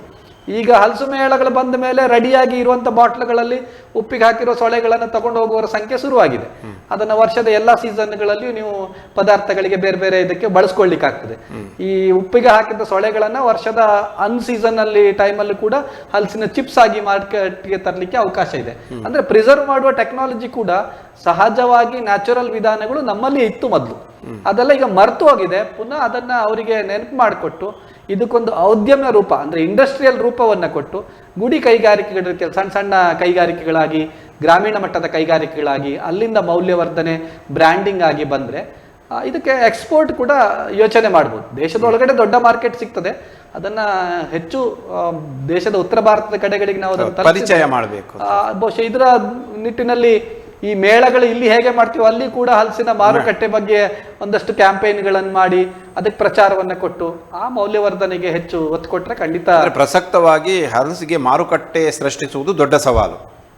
ಖಂಡಿತವಾಗಿ ಒಂದು ಕಡೆಯಲ್ಲಿ ರೈತರ ದೃಷ್ಟಿಯಲ್ಲಿ ಯೋಚನೆ ಮಾಡಬೇಕಾಗಿದ್ದು ಒಂದೇ ಗುಣಮಟ್ಟದ ಹಲಸಿನಕಾಯಿಯ ಉತ್ಪಾದನೆಗೆ ಗಮನ ಕೊಡಬೇಕು. ಇನ್ನೊಂದು ಅನ್ಸೀಸನಲ್ ಅಂದ್ರೆ ಈ ಮಳೆಗಾಲ ಇದನ್ನ ತಪ್ಪಿಸಿ ಸೀಸನ್ ನಮ್ಗೆ ಫೆಬ್ರವರಿ ಟು ಜೂನ್ ಬರುವಂತಹ ಹಣ್ಣುಗಳನ್ನ ಹೆಚ್ಚು ಒತ್ತು ಕೊಡಬೇಕು. ಅದರ ಜೊತೆಗೆ ಇದರ ಮಾರುಕಟ್ಟೆ ಮೌಲ್ಯವರ್ಧನೆ ಆದ್ರೂ ಸಣ್ಣ ಮಟ್ಟದಲ್ಲಿ ಕೆಲವರಿಗೆ ಪರಿಚಯ ಇದೆ. ಅದನ್ನ ಒಂದು ಕೈಗಾರಿಕೆ ರೂಪವನ್ನ, ಗುಡಿ ಕೈಗಾರಿಕೆ ರೂಪವನ್ನ ಕೊಟ್ಟು ಅದಕ್ಕೆ ಮಾರುಕಟ್ಟೆ ಕೊಡುವಂಥದ್ದು ಕೆಲಸ ಆದ್ರೆ, ಈ ಒಂದು KMF ಮಾದರಿಯಲ್ಲಿ ಒಂದು ಫೆಡರೇಷನ್ ರೀತಿಯ ಯಾವುದಾದ್ರೂ ಒಂದು ವ್ಯವಸ್ಥೆಗಳು ಇದಕ್ಕೆ ಕೈ ಹಾಕಿದ್ರೆ ಆಗ ಬಹುಶಃ ಗ್ರಾಮ ಮಟ್ಟದಲ್ಲಿ ಅದನ್ನು ಮೌಲ್ಯವರ್ಧನೆ ಮಾಡಿ ಅಲ್ಲಿಂದ ಪ್ಯಾಕಿಂಗ್, ಬ್ರ್ಯಾಂಡಿಂಗ್ ಮಾಡಿ ಮಾರುಕಟ್ಟೆವರೆಗೂ ಅವ್ರು ಕೆಲಸ ಮಾಡಿದ್ದು ಅಂತಾದ್ರೆ ಅಂತ ಒಂದು ಸಂಸ್ಥೆಗಳು ಹುಟ್ಟು ಹಾಕಿದ್ರೆ ಖಂಡಿತ ಇದಕ್ಕೆ ಅವಕಾಶ ಇದೆ ಅಂತ ಅನಿಸ್ತಾ ಇದೆ. ಓಕೆ, ಬಟ್ ಇದರ ಬಗ್ಗೆ ಅಂದರೆ ಈ ಇಂತಿಷ್ಟೇ ಟೈಮಲ್ಲಿ ಬೆಳೆಯುವಂತಹ ಬೆಳೆ ಇದು ಪೂರ್ಣ ವರ್ಷದಲ್ಲಿ ಬೆಳೆಯಬೇಕು ಅನ್ನುವಂಥ ವಿಷಯದಲ್ಲಿ ಏನಾದರೂ ಅಧ್ಯಯನಗಳು, ಸಂಶೋಧನೆಗಳು ಆಗಿದೆಯಾ ಅಥವಾ ಆಗಬೇಕಾಗಿದೆ? ಯಾಕಂದರೆ ಇಲ್ಲಿಯ ಹವಾಮಾನ ಮತ್ತು ಭೌಗೋಳಿಕ ವಲಯವನ್ನು ಗಮನಿಸಿದಾಗ ಇವನ್ ಮಾವು ಕೂಡ ಇಲ್ಲಿ ಒಂದಷ್ಟು ವಿಳಂಬವಾಗಿ ಆಗುವಂಥ ಬೆಳೆ. ಈಗ ಕೆಲವೊಂದು ಹೊಸ ಕಸಿ ಗಿಡಗಳು ಮಾತ್ರ ಫಲ ನೀಡ್ತವೆ ವಿನಃ ಸಾಂಪ್ರದಾಯಿಕವಾದಂತಹ ಮಾವು ಬೆಳೆಗಳು ಕೂಡ ಇಲ್ಲಿ ಇದೇ ವ್ಯವಸ್ಥೆಯಲ್ಲಿ ಆಗ್ತಾ ಇವೆ. ಈ ಹಿನ್ನೆಲೆಯಲ್ಲಿ ಮಾವು ಮತ್ತು ಹಲಸು ಎರಡೂ ಬೆಳೆಗಳನ್ನು ಇಡೀ ವರ್ಷ ಪೂರ್ತಿಯಾಗಿ ಬೆಳೆಸುವಂಥ ನಿಟ್ಟಿನಲ್ಲಿ ಇಲ್ಲಿ ಸಂಶೋಧನೆಗಳು ಆಗಬೇಕಾಗಿದೆ. ಇದು ಆಗ್ತಾ ಇದೆಯಾ ಅಥವಾ ಆಗಬೇಕಾ, ಹೇಗೆ? ಖಂಡಿತವಾಗಿ ಮಾವಿಗೆ ಸಂಬಂಧಪಟ್ಟಾಗೆ ಕೋಲಾರ ಭಾಗದಲ್ಲಿ ಕೆಲವೊಂದು ಸಂಶೋಧನೆಗಳು ನಡೀತಾ ಇದೆ. ಕರಾವಳಿ ವಲಯದ ಕರಾವಳಿಯಲ್ಲಿ ಯಾವುದೇ ಸಂಶೋಧನೆಗಳಿಲ್ಲ. ಮತ್ತೆ ಹಲಸಿಗೆ ಸಂಬಂಧಪಟ್ಟಾಗೆ ಈಗಾಗಲೇ ನಿಟ್ಟೆ ಬೇರೆ ಬೇರೆ ಕಡೆಗಳು ಕೆಲವೊಂದು ಮೌಲ್ಯವರ್ಧನ ಘಟಕಗಳು ಸರ್ಕಾರದ ಅನುದಾನದಿಂದ ಪ್ರಾರಂಭಗೊಂಡಿದೆ. ಆದ್ರೆ ಅದು ದೊಡ್ಡ ಪ್ರಮಾಣದಲ್ಲಿ ಪ್ರಚಾರವೂ ಬಂದಿಲ್ಲ, ಮತ್ತೆ ರೈತನನ್ನು ತಲುಪುವಂತ ಪ್ರಯತ್ನ ಆಗಿಲ್ಲ. ಈ ನಿಟ್ಟಿನಲ್ಲಿ ಸಂಶೋಧನೆಗೆ ಒಂದು ವಿಭಾಗವನ್ನೇ ತೆರಿಬೇಕಾಗಿದೆ. ಕರಾವಳಿ ಮಲೆನಾಡಿಗೆ ಸೀಮಿತವಾಗಿ ಹಣ್ಣುಗಳು ಏನೇನು ಬರ್ತಾ ಇದ್ದಾವೆ ಅವುಗಳ ಮೌಲ್ಯವರ್ಧನೆಗೆ, ಅದ್ರ ಬಹುಮುಖ್ಯವಾಗಿ ಮಾವು ಮತ್ತೆ ಹಲಸು. ಈಗ ಮಾವಿನಲ್ಲಿ ತೆಗೆದುಕೊಂಡ್ರೆ ನಮ್ಮಲ್ಲಿ ದೊಡ್ಡ ಸಮಸ್ಯೆ ಇರುವಂತದ್ದು ಈ ಹಣ್ಣಿನ ನೊಣ ಅಂತ. ಹಣ್ಣಿನ ನೊಣ ಅಂದೇನಿದೆ ಅದೊಂದು ಜಾತಿಯ ಕೀಟ, ನೋಡೋದ್ ರೀತಿಯಲ್ಲಿ ಜೇನು ನೋಡೋದ್ ರೀತಿ ಸಣ್ಣ ಕೀಟ. ಅದು ಕಾಯಿಯಲ್ಲಿ ಬಂದು ಮೊಟ್ಟೆ ಇಡ್ತದೆ ತೂತ ಮಾಡಿ. ಯಾವಾಗ ಹಣ್ಣಿಗೆ ಮಳೆ ತಾಗ್ತದೆ ಆ ಹಣ್ಣಿನ ಒಳಗಡೆ ಹುಳ ಆಗ್ತದೆ. ನಮ್ಮಲ್ಲಿ ಯಾವುದೇ ಹಣ್ಣನ್ನ ನಿಮ್ಗೆ ಹುಳ ಇಲ್ಲದ ಹಣ್ಣನ್ನ ಕೊಡ್ಲಿಕ್ಕೆ ಸಾಧ್ಯ ಇಲ್ಲ. ಇಲ್ಲಿನ ಹಣ್ಣುಗಳಲ್ಲಿ ಸುಮಾರು 50-60% ಹುಳ ಬಂದೇ ಬರ್ತದೆ. ಬೇರೆ ಭಾಗದಲ್ಲಿ ಕೋಲಾರ ಅಲ್ಲಿ ಎಲ್ಲ ಬರುವ ಇದರಲ್ಲಿ ಆ ಹುಳಗಳ ಸಮಸ್ಯೆ ಇಲ್ಲ. ಅಂದ್ರೆ ಆ ಹಣ್ಣಿನ ನೊಣವನ್ನ ನಿಯಂತ್ರಣಕ್ಕೆ ತಗೊಳ್ಳೋದಕ್ಕೆ ದೊಡ್ಡ ಮಟ್ಟದಲ್ಲಿ ಕೆಲಸ ಆಗ್ಬೇಕು. ಅದನ್ನ ಒಂದು ತೋಟದಲ್ಲಿ ನಾವು ಟ್ರ್ಯಾಪ್ ಇಟ್ಟು ಹಿಡಿಲಿಕ್ಕೆ ಆಗೋದಿಲ್ಲ, ಅಥವಾ ಕೆಮಿಕಲ್ ಸ್ಪ್ರೇ ಮಾತ್ರ ಮೂಲಕ ನಾವು ಅದನ್ನ ಕಂಟ್ರೋಲ್ ಮಾಡ್ಲಿಕ್ಕೆ ಆಗೋದಿಲ್ಲ. ಆ ಸೀಸನ್ ಬರುವ ಸಂದರ್ಭದಲ್ಲಿ ಸುತ್ತಮುತ್ತ ಎಲ್ಲ ಪ್ರದೇಶಗಳಲ್ಲಿ ಅದಕ್ಕೆ ಒಂದು ನಿಯಂತ್ರಣ ವ್ಯವಸ್ಥೆಗಳಂತಂದು ಟ್ರ್ಯಾಪ್ಗಳನ್ನಿಟ್ಟು 1-2-3 ವರ್ಷಗಳ ಅದರ ಮೇಲೆ ಪ್ರಯತ್ನ ಮಾಡಿದ್ರೆ ಬಹುಶಃ ಒಂದು 5-6 ವರ್ಷಗಳಲ್ಲಿ ಆ ಹಣ್ಣಿನ ನೊಣಗಳ ಸಮಸ್ಯೆಯನ್ನ ಪರಿಹಾರ ಮಾಡಬಹುದು. ಆ ನಂತರ ಇಲ್ಲಿ ಬರುವ ಮಳೆಗಾಲದ ಕಾಯಿಯಲ್ಲೂ ಕೂಡ ಹುಳ ಆಗ್ಲಿಕ್ಕೆ ಆಗದಿದ್ದ ರೀತಿಯಲ್ಲಿ ಉಳಿಸ್ಕೊಳ್ಳಿಕ್ಕೆ ಸಾಧ್ಯ ಇದೆ.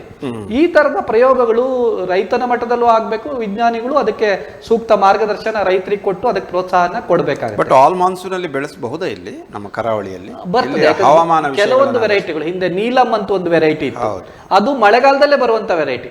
ಅದರಲ್ಲಿ ಮಳೆಗಾಲದಲ್ಲಿ ಅದು ಕಪ್ಪಾಗಿ ಕಾಣ್ತಾ ಇತ್ತು ಹೊರಗಿಂದ, ಆದ್ರೂ ಕೂಡ ಅದರ ರುಚಿ ಸ್ವೀಟು ಅದ್ರಲ್ಲಿ ಏನು ಬದಲಾವಣೆ ಆಗ್ತಿರ್ಲಿಲ್ಲ.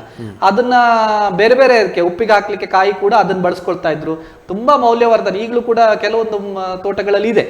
ಆದ್ರೆ ಈ ಆಲ್ಫೋನ್ಸೋಗಳು, ಈಗ ತೋತಾಪುರಿ, ಬೇರೆ ಬೇರೆದು ಏನು ಬರ್ತಾ ಇದೆ ಅಲ್ಲ ಹೊಸ ವೆರೈಟಿಗಳು, ಅದು ಹೊರಭಾಗದ ವೆರೈಟಿಗಳು. ಈ ಭಾಗಕ್ಕೆ ಇಲ್ಲಿನ ಕಾಳಪಾಡಿ ಇಂಥ ವೆರೈಟಿಗಳು ಈಗ ವಿನಾಶ ಆಗಿದೆ. ಅವುಗಳು ಸ್ವಲ್ಪ ಇಲ್ಲಿನ ವಾತಾವರಣಕ್ಕೆ, ಇಲ್ಲಿನ ಮಳೆಗೆ ಅದಕ್ಕೆಲ್ಲ ಸೆಟ್ ಆಗುವಂತ ವೆರೈಟಿಗಳಿದ್ದು.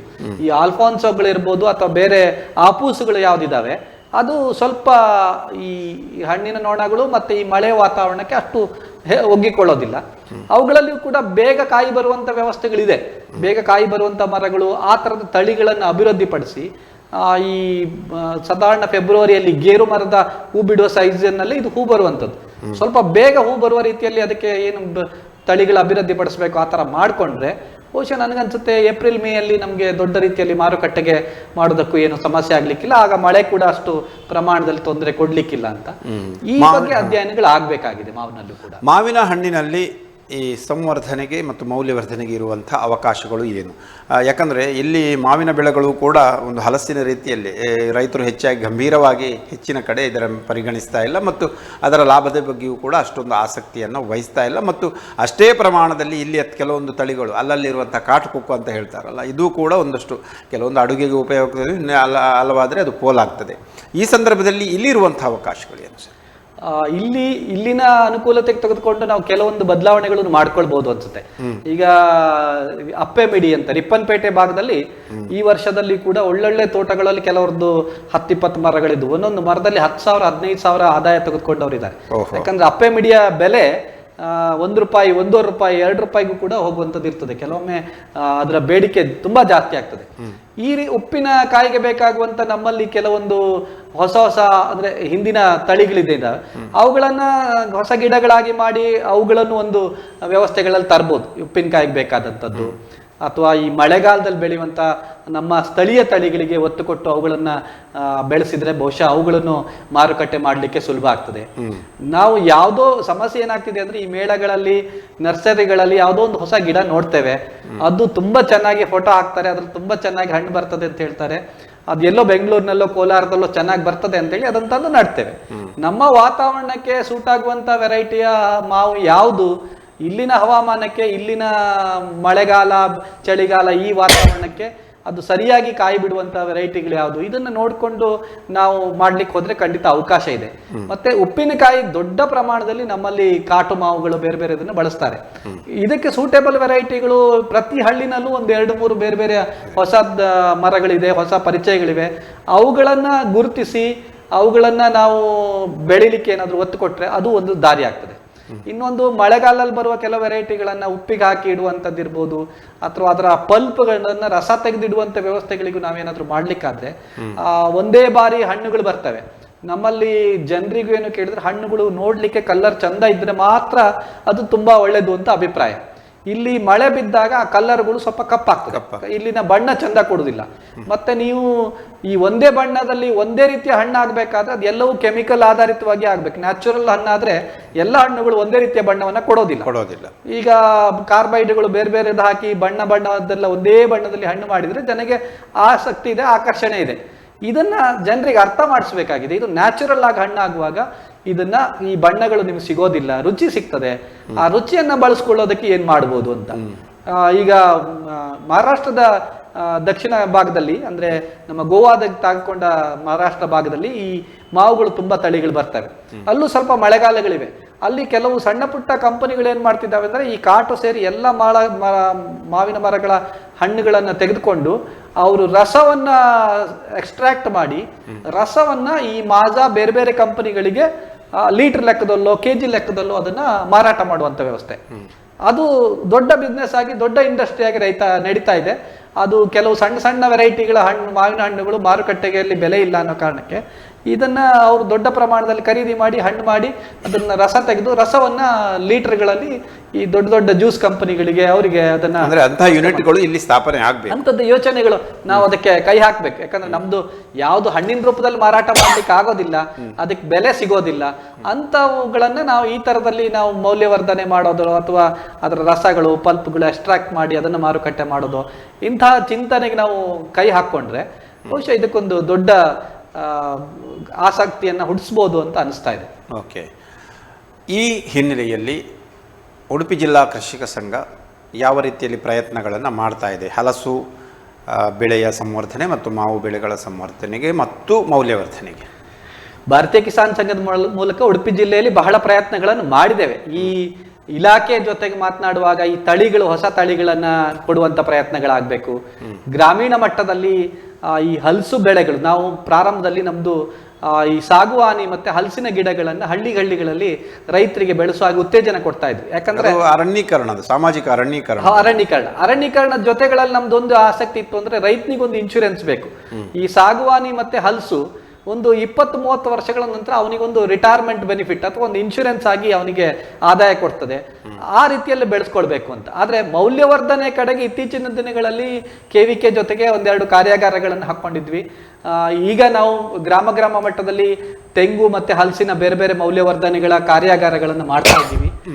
ಇದು ಮುಂದಿನ ದಿನಗಳಲ್ಲಿ ಇದಕ್ಕೆ ಹೆಚ್ಚು ಒತ್ತು ಕೊಟ್ಟು ಕೆಲಸಗಳಾಗಬೇಕು ಅನ್ನೋದು ನಮ್ಮ ಚಿಂತನೆ ಇದೆ. ಆದ್ರೆ ಆ ಮಟ್ಟಿನಲ್ಲಿ ದೊಡ್ಡ ರೀತಿಯಲ್ಲಿ ಏನು ಕೆಲಸ ಪ್ರಾರಂಭ ಆಗಿಲ್ಲ, ಇನ್ನು ಈಗ ಮಾಡಬೇಕಾಗಿದೆ ಅನ್ನೋದು ನನ್ನ ಅಭಿಪ್ರಾಯ. ಓಕೆ, ಅದರೊಂದಿಗೆ ಒಂದೊಮ್ಮೆ ಮೌಲ್ಯವರ್ಧನೆಗೆ ಅವಕಾಶಗಳು ಸಿಕ್ಕರೆ ಮುಂದೆ ಜ್ಯೂಸ್ ತೆಗೆಯೋದು, ಪಲ್ಪ್ ತೆಗೆಯೋದು ಅಥವಾ ಹಲಸಿನ ಸೋಳೆಗಳನ್ನು ತೆಗೆಯೋದು, ಇದಕ್ಕೂ ಕೂಡ ಕೆಲವೊಂದು ಉಪಕರಣಗಳ ಆವಿಷ್ಕಾರ ಆಗಬೇಕು. ಮತ್ತು ಹಲಸಿನ ಮತ್ತು ಮಾವಿನ ಬೆಳೆದರೂ ಕೂಡ ಬೆಳೆಯನ್ನು ಕೀಳುವುದು ಕೂಡ ಒಂದು ಸಮಸ್ಯೆಯಾಗಿ ಕಾಡ್ತಾ ಇದೆ. ಈಗ ಅಡಿಕೆಗೆ ಕೆಲವೊಂದು ಯಂತ್ರಗಳು ಬಂದಿದೆ, ತೆಂಗಿನಕಾಯಿಗೂ ಕೂಡ ಯಂತ್ರಗಳು ಬಂದಿದೆ. ಆದರೂ ಕೂಡ ಕೀಳುವ ಸಮಸ್ಯೆ, ಅಂದರೆ ನಿರ್ದಿಷ್ಟವಾದಂಥ ಕಾರ್ಮಿಕರು ಸಿಗದೇ ಇರುವಂಥ ಕಾರಣಕ್ಕೆ ಅಲ್ಲಿಯೂ ಕೂಡ ಹೊಸ ಆವಿಷ್ಕಾರಗಳು ಆಗಬೇಕು. ಈ ಹಿನ್ನೆಲೆಯಲ್ಲಿ ಏನೇನೋ ಆವಿಷ್ಕಾರಗಳು, ಈಗ ಸೋಳೆ ತೆಗೆಯುವುದು ಕೂಡ ಅಷ್ಟು ಸುಲಭದ್ದಲ್ಲ, ಅದನ್ನು ಕೂಡ ಮಾಡಬೇಕಾದ್ರೆ ಯಾವ ರೀತಿಯಲ್ಲಿ ಆಗಬೇಕು ಸರ್? ಉಪಕರಣಗಳು ಆಗಿದೆಯಾ ಏನಾದರೂ? ಇದೆ. ಈಗ ದೊಡ್ಡ ಮಟ್ಟದಲ್ಲಿ ಹಲಸಿನಲ್ಲಿ ಮೌಲ್ಯವರ್ಧನೆಗೆ ಸಂಬಂಧಪಟ್ಟ ಹಾಗೆ ಉಪಕರಣಗಳ ಸಂಶೋಧನೆಗಳಾಗಿದೆ, ಮಾರುಕಟ್ಟೆಲ್ಲೂ ಇದೆ ಉಪಕರಣಗಳಿವೆ. ಈವನ್ ಅದನ್ನ ಚಿಪ್ಸ್ ಮಾಡ್ಲಿಕ್ಕೆ ಸ್ಲೈಸರ್ ಯಂತ್ರಗಳಿರ್ಬೋದು, ಅದನ್ನ ಕಟ್ ಮಾಡಿ ಸೊಳೆ ಬಿಡಿಸುವಂತ ಸ್ವಲ್ಪ ಮ್ಯಾನ್ಯುವಲಿ ಮಾಡ್ಬೇಕಾಗ್ತದೆ. ಬಿಟ್ರೆ ಅದನ್ನು ಸುಲಭವಾಗಿ ಟ್ರೇಗಳಲ್ಲಿ ಹಾಕೊಂಡು ಕಟ್ ಮಾಡ್ಲಿಕ್ಕೆ ಯಂತ್ರಗಳು, ಅದನ್ನು ಸಿಪ್ಪೆ ಸುಲಿಯೋದಕ್ಕೆ ಯಂತ್ರಗಳು, ಈ ತರ ಸಣ್ಣ ಪುಟ್ಟ ಯಂತ್ರಗಳನ್ನೆಲ್ಲ ಅಭಿವೃದ್ಧಿ ಪಡಿಸಿದ್ದಾರೆ. ಮತ್ತೆ ಇದಕ್ಕೆ ಬೇಕಾದಂತ ಯಂತ್ರಗಳು ಈಗ ಮಾರುಕಟ್ಟೆಯಲ್ಲಿ ಖಂಡಿತವಾಗಿ ಇದೆ. ನಾವು ಅದನ್ನ ಸ್ವಲ್ಪ ಬದಲಾವಣೆ ಮಾಡಿ ನಮ್ಗೆ ಅನುಕೂಲಕರ ಆಗೋ ರೀತಿಯಲ್ಲಿ ನಾವು ಅದನ್ನು ಜೋಡಿಸ್ಕೊಳ್ಳಬೇಕಾಗಿದೆ. ಆದ್ರೆ ಯಾವುದೇ ಆವಿಷ್ಕಾರಗಳು, ಯಾವುದೇ ಯಂತ್ರ ಇರ್ಬೋದು ಅಥವಾ ಯಾವುದೇ ಇದಕ್ಕೆ ತಂತ್ರಜ್ಞಾನ ಬರಬೇಕಾದ್ರೆ ಅದಕ್ಕೆ ಸರಿಯಾದ ಬೆಲೆ ಸಿಕ್ಕಿದಾಗ, ಬೆಲೆ ಹಿಂದೆ ಆವಿಷ್ಕಾರಗಳು ಆಟೋಮೆಟಿಕ್ ಆಗಿ ಪ್ರಾರಂಭ ಆಗ್ತದೆ. ಈಗ ಮಾವಿನಕಾಯಿ ಕೊಯ್ಲಿಕ್ಕೆ ದೋಟಿಗಳು ಬಂದಿದೆ, ಅದರಲ್ಲಿ ಚೀಲ ಇರುವಂತ ಜೋಟಿಗಳು ಬಂದಿದೆ. ನೀವು ಎತ್ತರದಿಂದ 20-30 ಫೀಟ್ ವರೆಗೂ ಅದರ ಒಂದು ಚೀಲದ ಇರ್ತದೆ. ಅದ ಕೊಯ್ದ ತಕ್ಷಣ ಆ ಕಾಯಿ ಅನ್ನೋದು ಕೆಳಗೆ ಬೀಳೋದಿಲ್ಲ, ಆ ಚೀಲದೊಳಗೆ ಶೇಖರಣೆ ಆಗ್ತದೆ. ಈ ತರದ ಒಂದೊಂದು ದೋಟಿಗಳು, ಫೈಬರ್ ದೋಟಿಗಳು ಕೂಡ ಬಂದಿದೆ. ಈಗ ಹಲಸಿನಕಾಯಿಯನ್ನ ಕೀಳ್ಲಿಕ್ಕೆ ದೊಡ್ಡ ಮಟ್ಟದಲ್ಲಿ ಯಾವ್ದಾದ್ರು ಏಣಿಗಳ ರೀತಿಯಲ್ಲಿ ಇಟ್ಕೊಂಡು ಅದನ್ನು ಮರ ಹತ್ತಿ ಕೀಳುವಂತ ವ್ಯವಸ್ಥೆಗಳು ಬರ್ಬೋದು. ಅದರಿಂದ ದೊಡ್ಡ ಸಮಸ್ಯೆಗಳಿಲ್ಲ. ಯಾಕಂದ್ರೆ ಅದು ಬುಡದಿಂದ ಹಿಡಿದು ಒಂದು 20 ಫೀಟ್ನವರೆಗೆ ಅದು ಕಾಯಿಗಳನ್ನು ಬಿಡೋದ್ರಿಂದ ಹಲಸಿನಕಾಯಿ ಕೀಳೋದಕ್ಕೆ ಅಷ್ಟು ಸಮಸ್ಯೆ ಆಗಿ ಕಾಣ್ತಾ ಇಲ್ಲ. ಮಾವಿನಕಾಯಿ ಮಾತ್ರ ಗೆಲ್ಲಿನ ತುದಿ ಭಾಗದಲ್ಲೂ ಬರೋದ್ರಿಂದ ಸ್ವಲ್ಪ ಹತ್ತಿ ಕೀಳೋದಕ್ಕೆ ಕಷ್ಟ ಆದ್ರಿಂದ ಈ ತರದ ಸಂಶೋಧನೆಗಳು ಬಂದಿದೆ. ಮುಂದಿನ ದಿನಗಳಲ್ಲಿ ಸರಿಯಾದ ಮೌಲ್ಯ ಸಿಕ್ತು ಅಂದ್ರೆ, ಈಗ ಅಡಿಕೆಯಲ್ಲಿ ಸ್ಪ್ರೇಯರ್ ಇರ್ಬೋದು, ಅಡಿಕೆಗೆ ಈಗ ರೋಬೋಟ್ ಮಾದರಿಯಲ್ಲಿ ಡ್ರೋನ್ಗಳ ಮೂಲಕ ಸ್ಪ್ರೇಗಳು ಕೂಡ ಪ್ರಯೋಗ ನಡೀತಾ ಇದೆ. ಕಾರಣ ಅಂದ್ರೆ ಅದಕ್ಕೊಂದು ದೊಡ್ಡ ಮಾರುಕಟ್ಟೆ, ದೊಡ್ಡ ಬೆಲೆ ಇದೆ ಅಂತ. ಯಾವಾಗ ಹಲಸಿನ ಒಂದು ಮರದಲ್ಲಿ ನಿಮ್ಗೆ 10,000 15,000 ಸಿಗ್ಲಿಕ್ಕೆ ಶುರುವಾಯ್ತು, ಆಗ ಬಹುಶಃ ಇದರಲ್ಲಿಯೂ ಸಂಶೋಧನೆಗಳು ಪ್ರಾರಂಭ ಆಗ್ತದೆ. ರೈತನು ಆ ನಿಟ್ಟಿನಲ್ಲಿ ಒಂದಷ್ಟು ಹೆಜ್ಜೆಗಳನ್ನು ಮುಂದಿಟ್ಟು ಪ್ರಯತ್ನಗಳನ್ನು ಖಂಡಿತ ಮಾಡ್ತಾನೆ ಅನ್ನೋದು ನನ್ನ ಅಭಿಪ್ರಾಯ. ಓಕೆ ವೀಕ್ಷಕರೇ, ಮುಖಾಮುಖಿ ಕಾರ್ಯಕ್ರಮದಲ್ಲೊಂದು ವಿರಾಮದ ಬಳಿಕ ಮತ್ತೆ ಮುಖಾಮುಖಿ ಕಾರ್ಯಕ್ರಮಕ್ಕೆ ಸ್ವಾಗತ.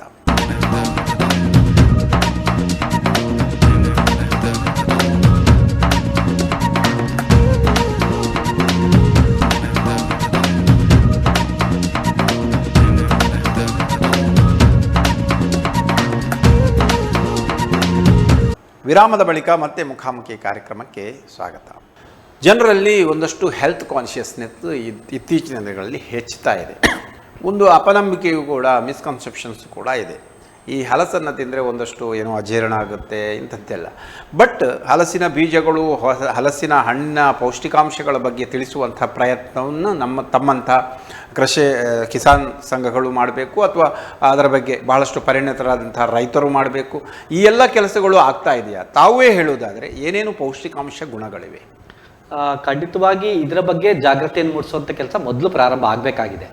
ಹಲಸನ್ನ ನಮ್ಮ ಹಿಂದಿನ ಹಳ್ಳಿಗಳಲ್ಲಿ ಒಂದು ಗಾದೆ ಇದೆ, ಹಸಿದಾಗ ಹಲಸು ತಿನ್ನು, ಊಟ ಆದ ಮೇಲೆ ಮಾವು ತಿನ್ನು ಅಂತ. ಅಂದ್ರೆ ಮಾವಿನ ಹಣ್ಣನ್ನ ಊಟ ಆದ್ಮೇಲೆ ತಿನ್ಬೇಕು. ಅದು ಹುಳಿ ಅಂಶ ಇರೋದ್ರಿಂದ ನೀವು ಖಾಲಿ ಹೊಟ್ಟೆಗೆ ಹುಳಿ ಅಂಶವನ್ನು ಹೋದ್ರೆ ಅದು ಆಸಿಡಿಟಿಯನ್ನ ಉಂಟಾಗ್ತದೆ ಅಂತ.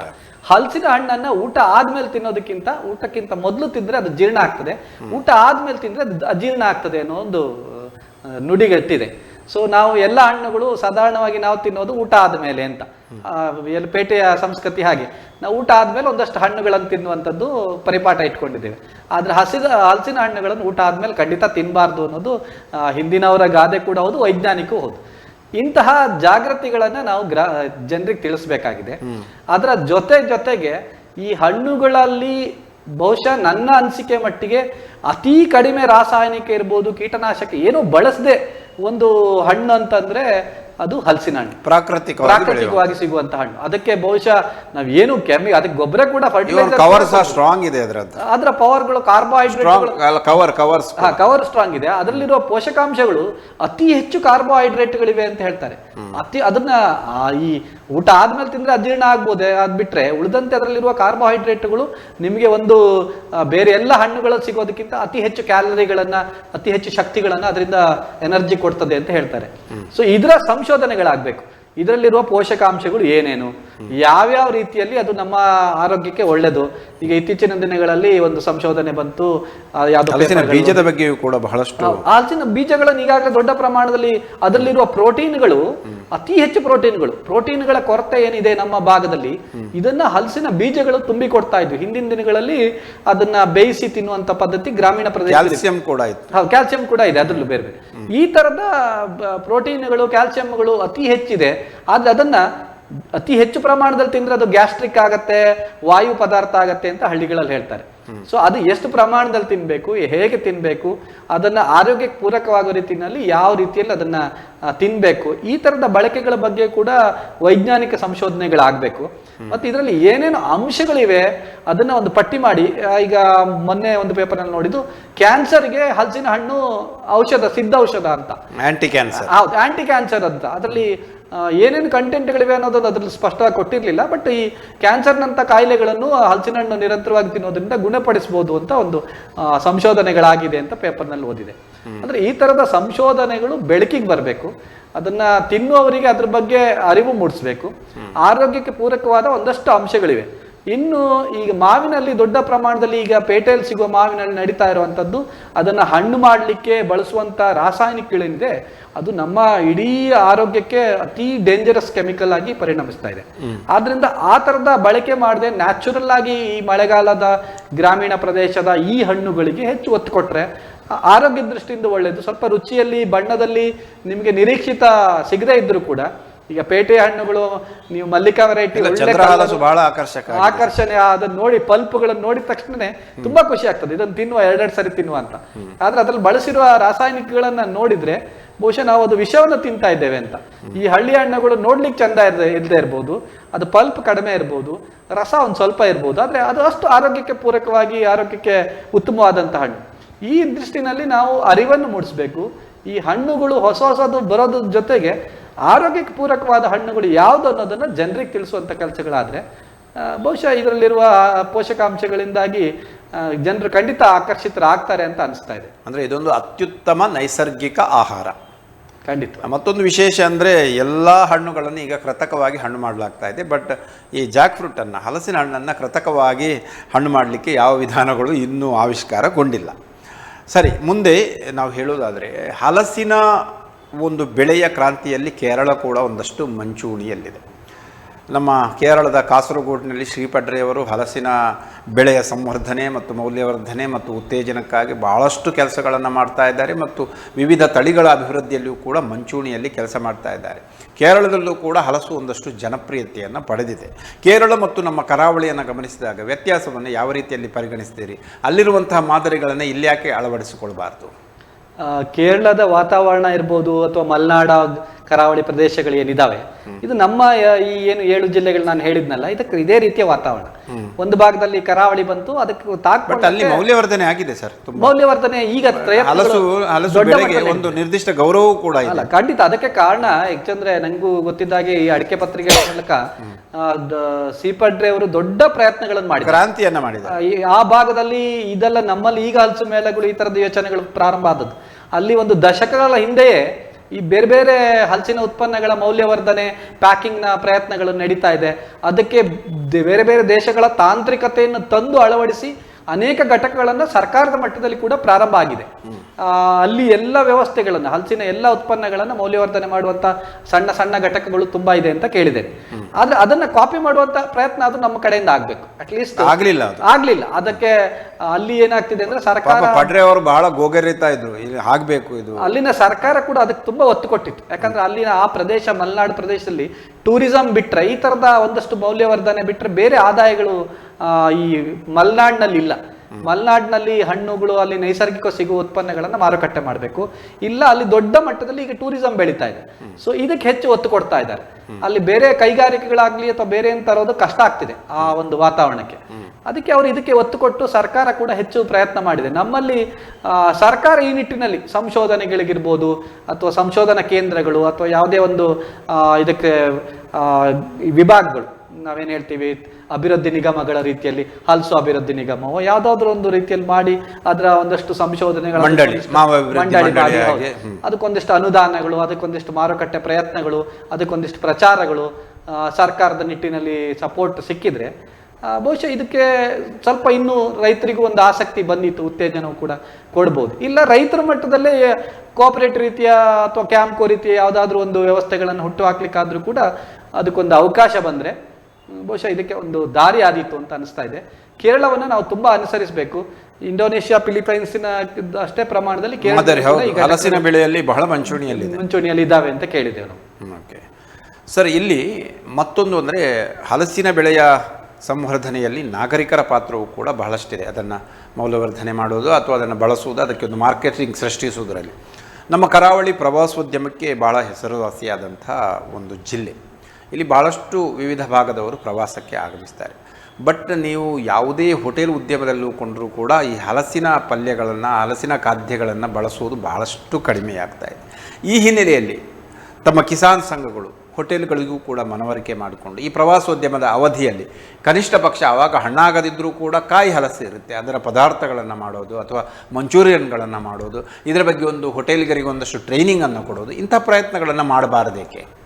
ಖಂಡಿತ ಈಗ ಅದರ ಯೋಚನೆಗಳು ನಡಿಬೇಕಾಗಿದೆ. ಯಾಕಂದ್ರೆ ಈಗ ಹಾಳಾಗ್ತಿರುವ ಅಂಶಗಳನ್ನು ನೋಡಿದಾಗ ನಾವು ಏನಾದರೂ ಕೆಲಸಗಳನ್ನು ಇದರಲ್ಲಿ ಮಾಡ್ಬೋದಾ ಅಂತ ಚಿಂತನೆ ಮಾಡ್ತಾ ಇದ್ದೇವೆ. ನಾವೀಗ ತೆಂಗಿನಲ್ಲಿ ಮೌಲ್ಯವರ್ಧನೆಗೆ ಒಂದು ಪ್ರಯತ್ನಗಳಲ್ಲಿ ಕೈ ಹಾಕೊಂಡಿದ್ದೇವೆ, ಅದಕ್ಕೆ ಒಂದಷ್ಟು ಸಾಫಲ್ಯತೆಯನ್ನು ಪಡೆದಿದ್ದೇವೆ.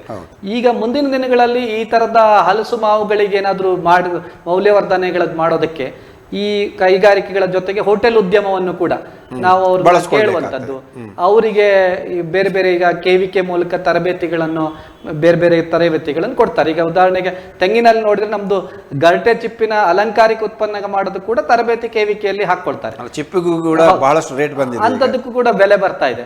ಸೊ ಈ ತರದ ಬೇರೆ ಬೇರೆ ಮೌಲ್ಯವರ್ಧನೆಗೆ ಹೇಗೆ ಕಾರ್ಯಾಗಾರಗಳನ್ನು ಹಾಕೊಂಡು ಮಾಹಿತಿಗಳನ್ನು ಕೊಡ್ಬೋದು, ಅವರಲ್ಲಿ ಅದರ ಬಗ್ಗೆ ಆಸಕ್ತಿ ಮೂಡಿಸ್ಬೋದು. ಇದು ತುಂಬಾ ಕಲ್ಪನೆ ಏನಿದೆ ಕೇಳಿದ್ರೆ, ಈ ಕೆಲವು ಗುಜ್ಜೆಗಳು ನಾವು ನಾರ್ಮಲ್ ಆಗಿ ಪದಾರ್ಥಗಳನ್ನು ಮಾಡಿದ್ರೆ ಅದು ತುಂಬಾ ಗ್ಯಾಸ್ ಆಹಾರ ಆಗತ್ತೆ, ಹೊಟ್ಟೆ ತುಂಬಿದ ರೀತಿಯಲ್ಲಿ ಅನ್ಸುತ್ತೆ ಅನ್ನೋದನ್ನು ಒಂದು ಅಭಿಪ್ರಾಯ ಇದೆ.